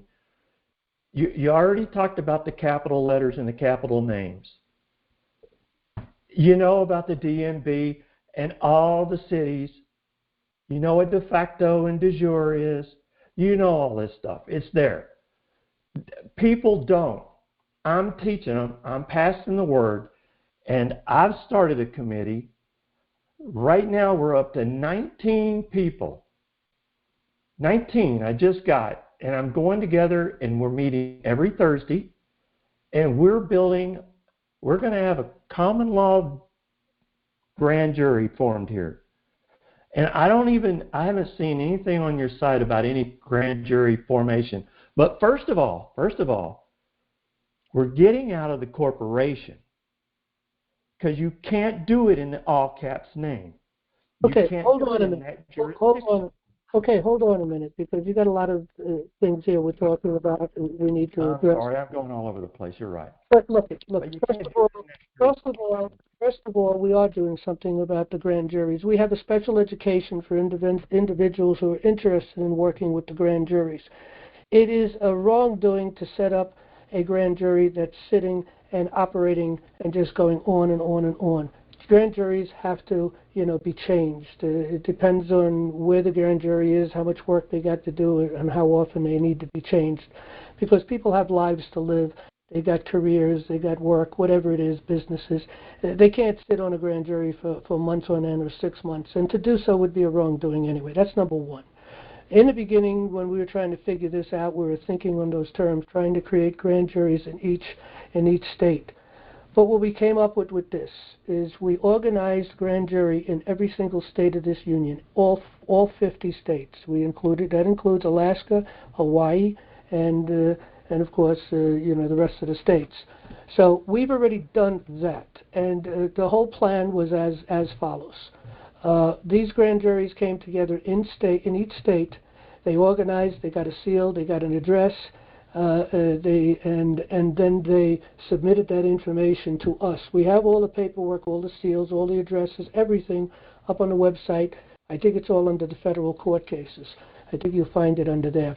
Now, what we've done is those 50 grand juries came together, and what they did is they organized a uniform state common law grand jury. That's what they did. Then they came together, all 50 states, and we organized a unified United States common law grand jury. Now, we worked quite a few years to put this together. Hold on. I'm not done. You're going too far, too fast. Well, let me finish it, because let me just finish this point. I'm going to have to mute you to finish this point. All right, I'm sorry, I had to mute you. This is not just for you, it's for everyone else that's listening, okay? The point is we created the Unified United States Common Law Grand Jury. It's important for you to understand how we did that. And we have filed hundreds of cases in the federal courts. We filed cases in state courts, county courts, city courts, town courts, village courts, okay? Hundreds of cases we have out there, okay? Now, we've done this, and we went and we did indictments. We have over 100 indictments, I believe, or close to it, if not. Okay, so we've done indictments. We've worked on different kinds of cases in order to prove that there is a conspiracy and that each one of these judges operating, it doesn't matter whether they're in Texas or New York or Missouri, it doesn't matter where they're at, they're all doing the same thing, they're all breaking the same law, they're all following the same plan. The whole point was to put this together, file in the court, and find out how they dealt with all these cases, okay? So they subverted every one of these things. But the point is this: the Unified United States Common Law Grand Jury came up for the one purpose, to deal with enemies both foreign and domestic. Anybody who wants to get involved in the administration of the grand juries can sign up. That's a paid position, okay?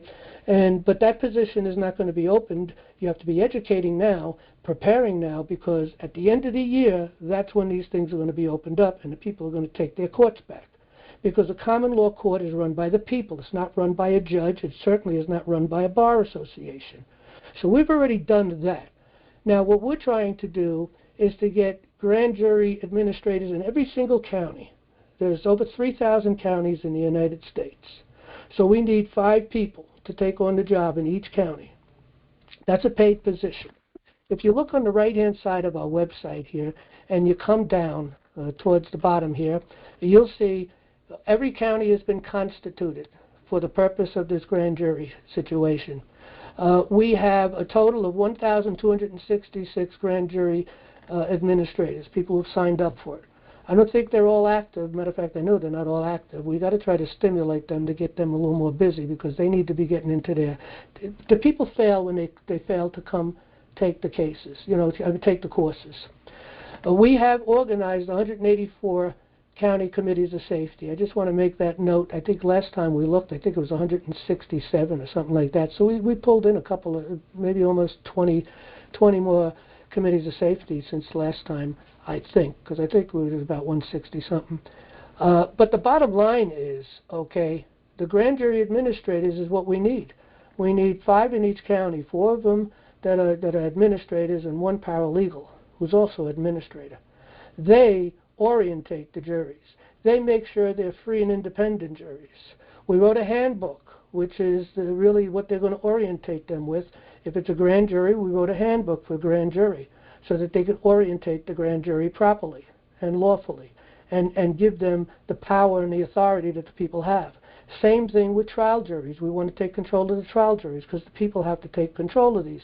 If you watch what's going on right now, they say it's going to take 3 weeks to get the jury together. They need a jury of 12 people, and they want to have six other individuals just in case, but 12 jurors. And they say it's going to take 3 weeks to choose these jurors. I forget how many pages, 100 and some odd pages of questionnaires. What's that all about? That's all unlawful. These juries are being stacked. That's what's going on down there, okay? We need to take it away from these people. It's a very simple questionnaire for jurors. There's very, very few questions that need to be asked. Not 100-plus pages, okay? So we're already seeing the problem that has to be corrected, all right? And the people have to correct that problem. Now, those people that are going to correct that problem have got to become educated.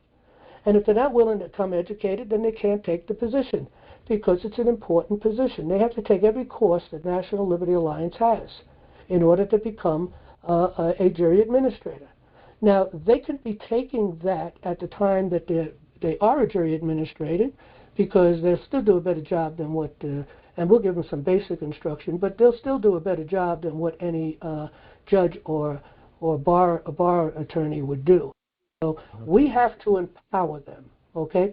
So that's what we're doing there. So we are doing a lot. We've been doing this. We started this process going back, I think, 2013. We completed the process in 2016. It's up to the people to get educated. Now, as far as the other people in the committees of safety and their education, you're absolutely right. And a lot of people are just not going to do that. Why? Because they were not educated properly in the beginning. They had not really been realized how important education is. And maybe they know, but they may be lazy educational-wise or whatever the case may be.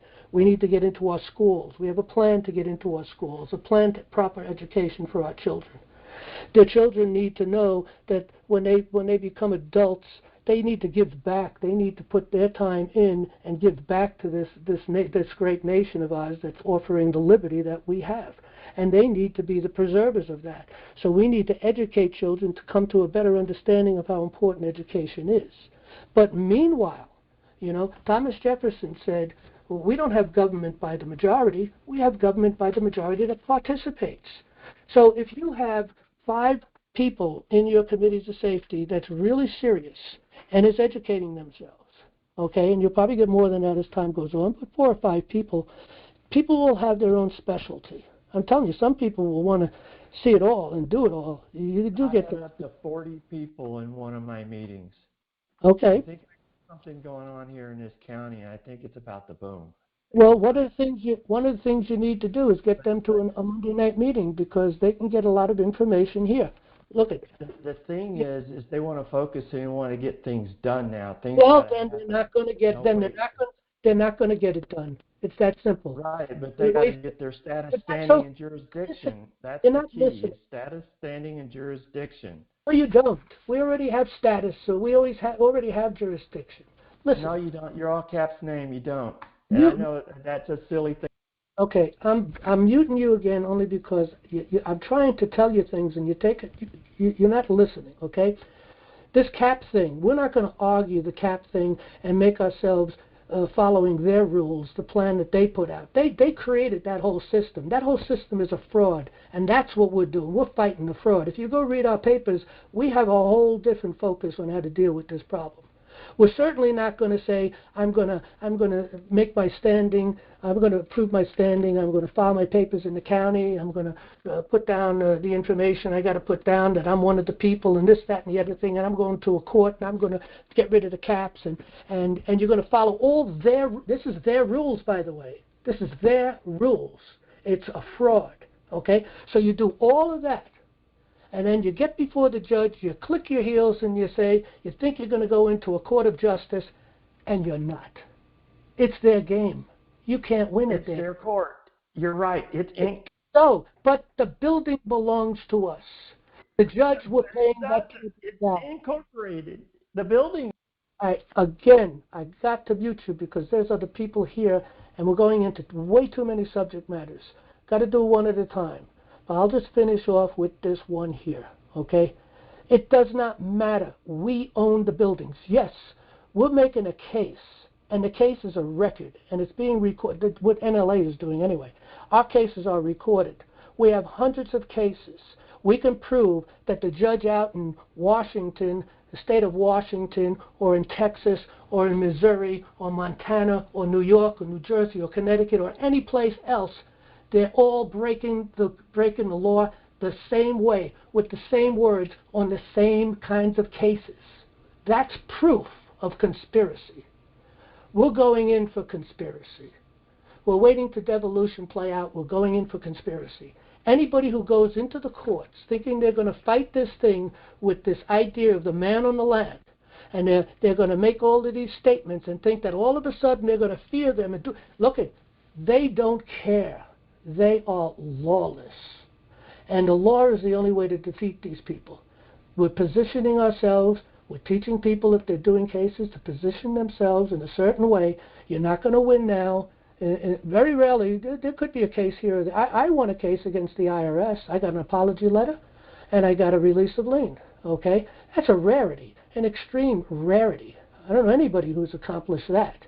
The point is I don't know that I can do it again because now they put up, when someone wins in court against these people, they study that and figure, okay, next time someone comes in this way, this is what we're going to do, okay? And it's all out. Right now, I got another IRS case. I'm fighting it in two different courts. Well, it doesn't matter. Actually, it's really one on the federal, but we have one on the state because it led us into state issues. So we have two cases, one on the state and one on the federal level, okay? The judge is outright just doesn't care, does not care at all. We got him on, this man belongs in jail. We have enough to put him in jail, okay? But it's not going to happen right now because they have no fear. They own the Justice Department. They back each other up, and you're not going to get them right now. They own it all. You're not going to win. Again, in rare cases, you may.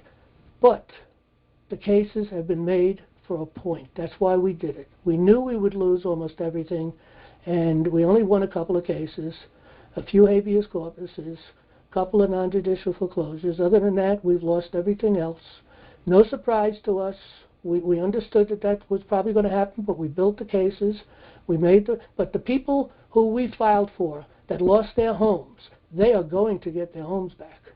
The people who have been in jail and refused their right of due process because we filed habeas corpuses and they were ignored, throw it out of the court. Okay, they're going to be restored handsomely. Okay, but it's not until after we get our courts back. We have already written the papers to take our court back. Okay, we have over 20 memorandums of law backing up the case that we have. We've stated every point, every violation of the federal courts. We're ready to take that federal court back. But we're not going to be able to do that until devolution plays out. It's just not going to happen. We tried getting it to the United States Supreme Court, and the clerk over there keeps blocking it and sending our paperwork back, and we can't get it in. They're not taking our case. So they have doorkeepers over there. Even they, to a certain degree, are controlled, of course. But the bottom line is we've already set the record. We got our papers everywhere. And so we're ready to file a case against the federal judiciary, ultimately for subversion, but ultimately, generally speaking, we want our courts of law back open. We want our courts of justice, okay? So we are doing something on the law end. We're doing something on building up the people and educating the people who want to get educated in order to take on the position of a jury administrator. And again, I'll tell you again, it's a paid position, pays handsomely, it's got great benefits, and it will the job of those people is to orientate, to bring the juries together, orientate the juries, prepare them, to give them a liberating understanding of what they're doing. We've written books on this. We've got handbooks on this. Everything is written up. Everything that needs to be done has a handbook.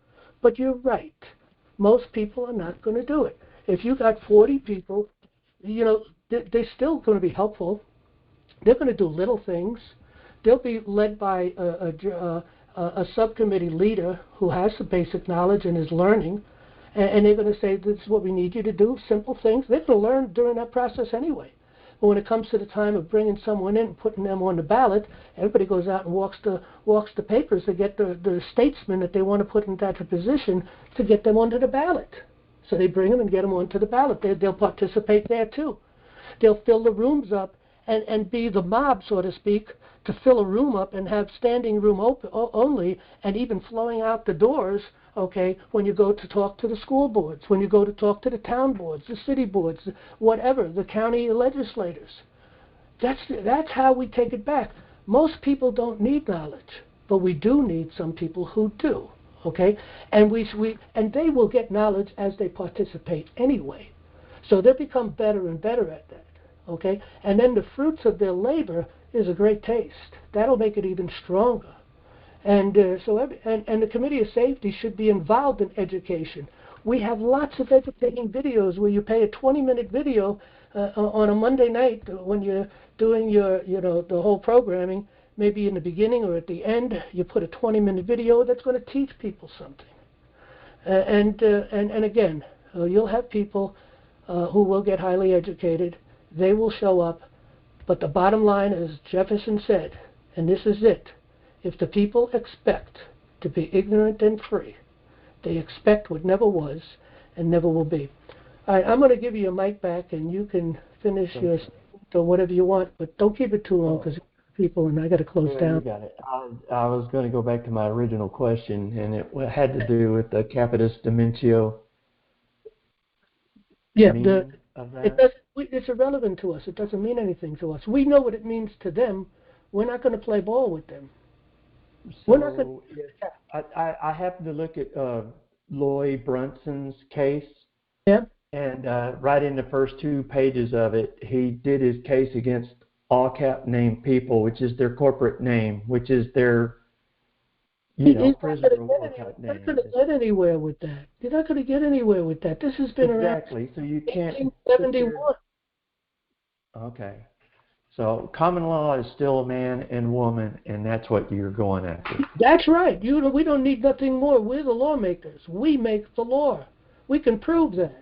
We proved that in court already. I like what Mickey Clan's doing. She's the fireball going on. She's got I'm familiar everything with happening. that. She got somewhat educated here. She's using the writ quo wanto. I'm sure she altered it the way she wants to alter it, and that's good because you have to.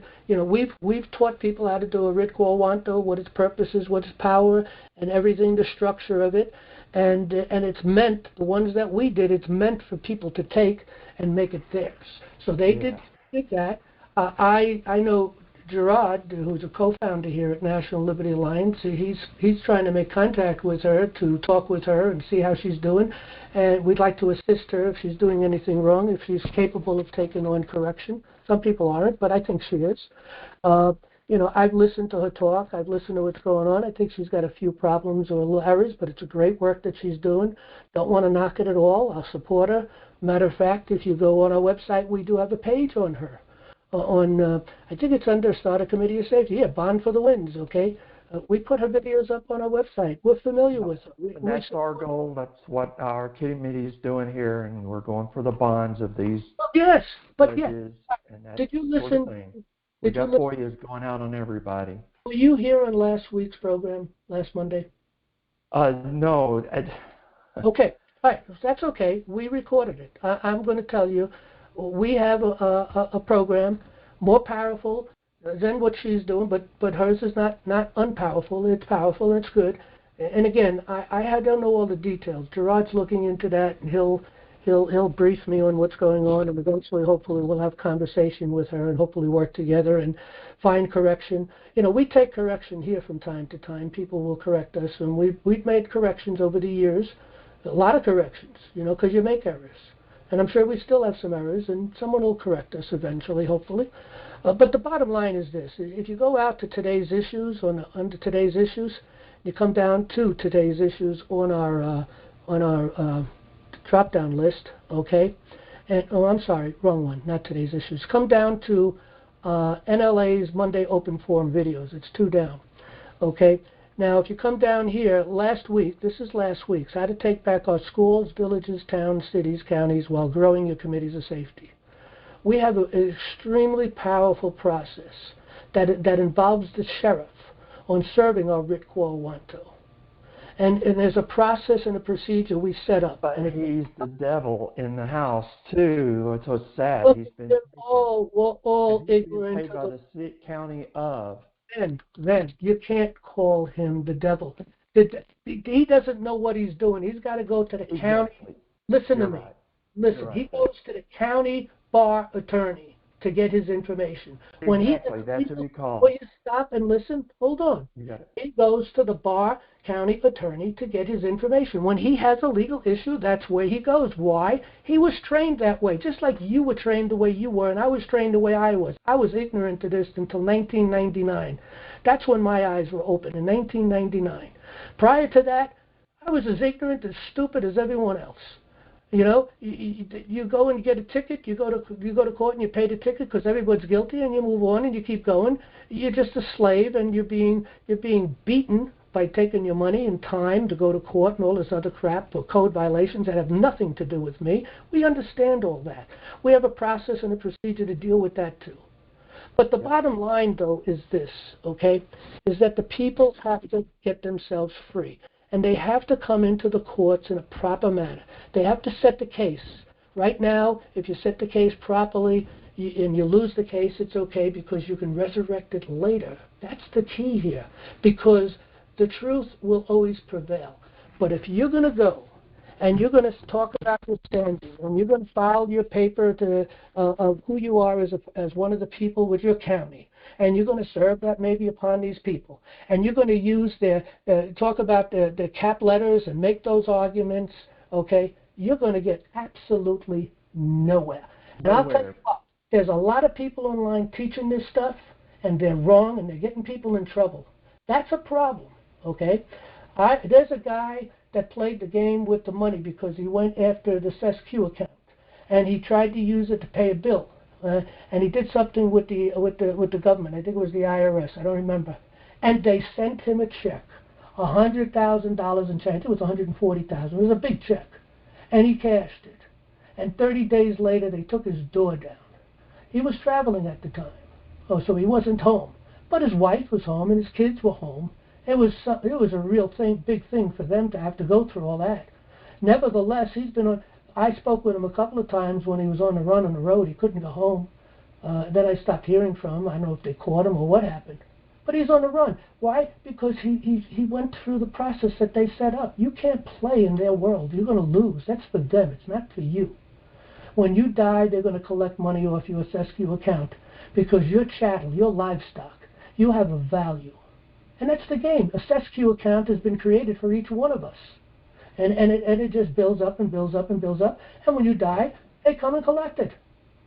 You go try to collect that, or your spouse, or whatever. Okay, you're going to find yourself in jail. Is what you're going to find. I'm telling you. These people, they say they have wins. They say they have this. I don't believe it at all. Now again, wins for the, what do you call it? What was the name again? Wins for. Let me go look at Bonds. that. Yeah, wins for the bonds. It's a good thing. I like it. I think we have a more powerful plan because we do it a little differently. And we use the sheriff. Now, you say the sheriff is a bad guy. It's only because he's ignorant.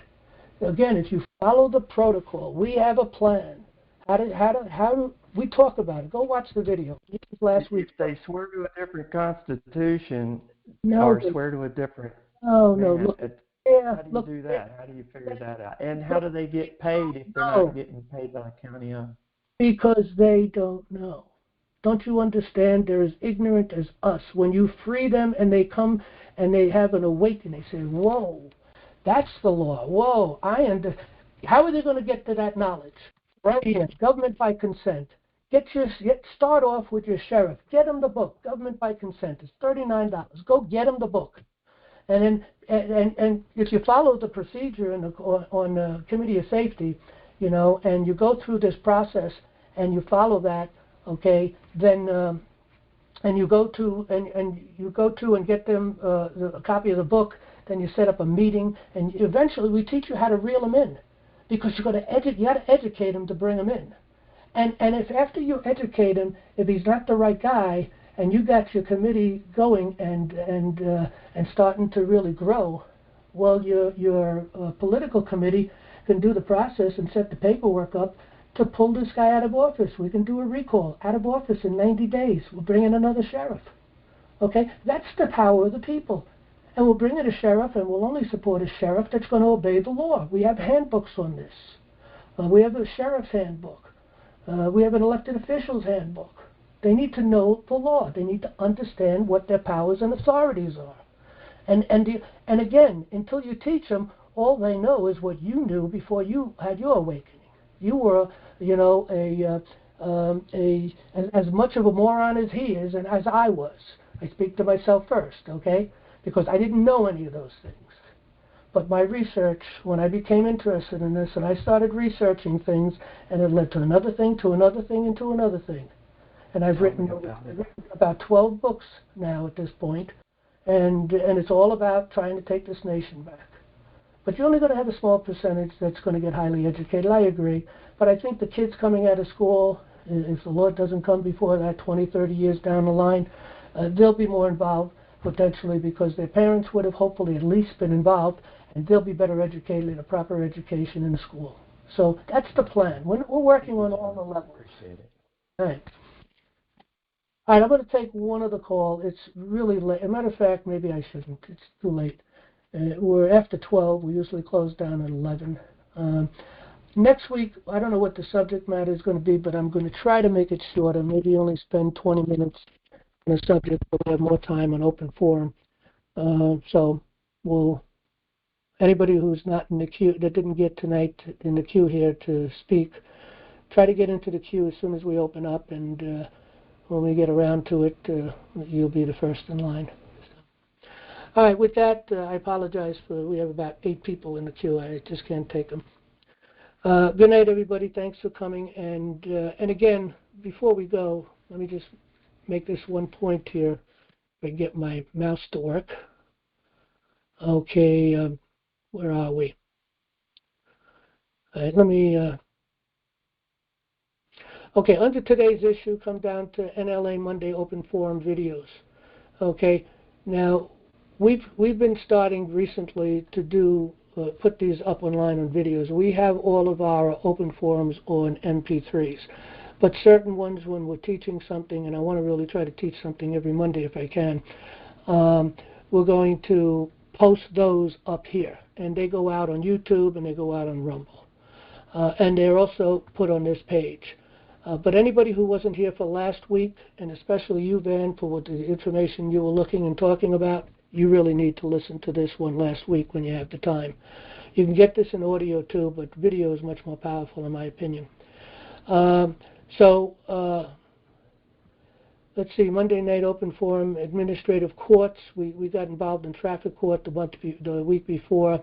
We had Sheriff Dar come on and talk with us the week before that. Again, if you miss these, you can catch up on them, you know. And again, even if you want, if you go over to our other page under Monday Night Call, you can download the MP3s and just listen to them as you're driving your vehicle or doing something mindless or whatever the case may be. You can be listening to these different conversations and information we've been given. But obviously there's no video on it, just audio. But the video ones, again, we're going to try to do one a week and again, teach something every week instead of just having open forums. But I will try to do it a little shorter. Okay, with that, thanks everyone for coming. We'll see you next week, hopefully. Good night, everybody.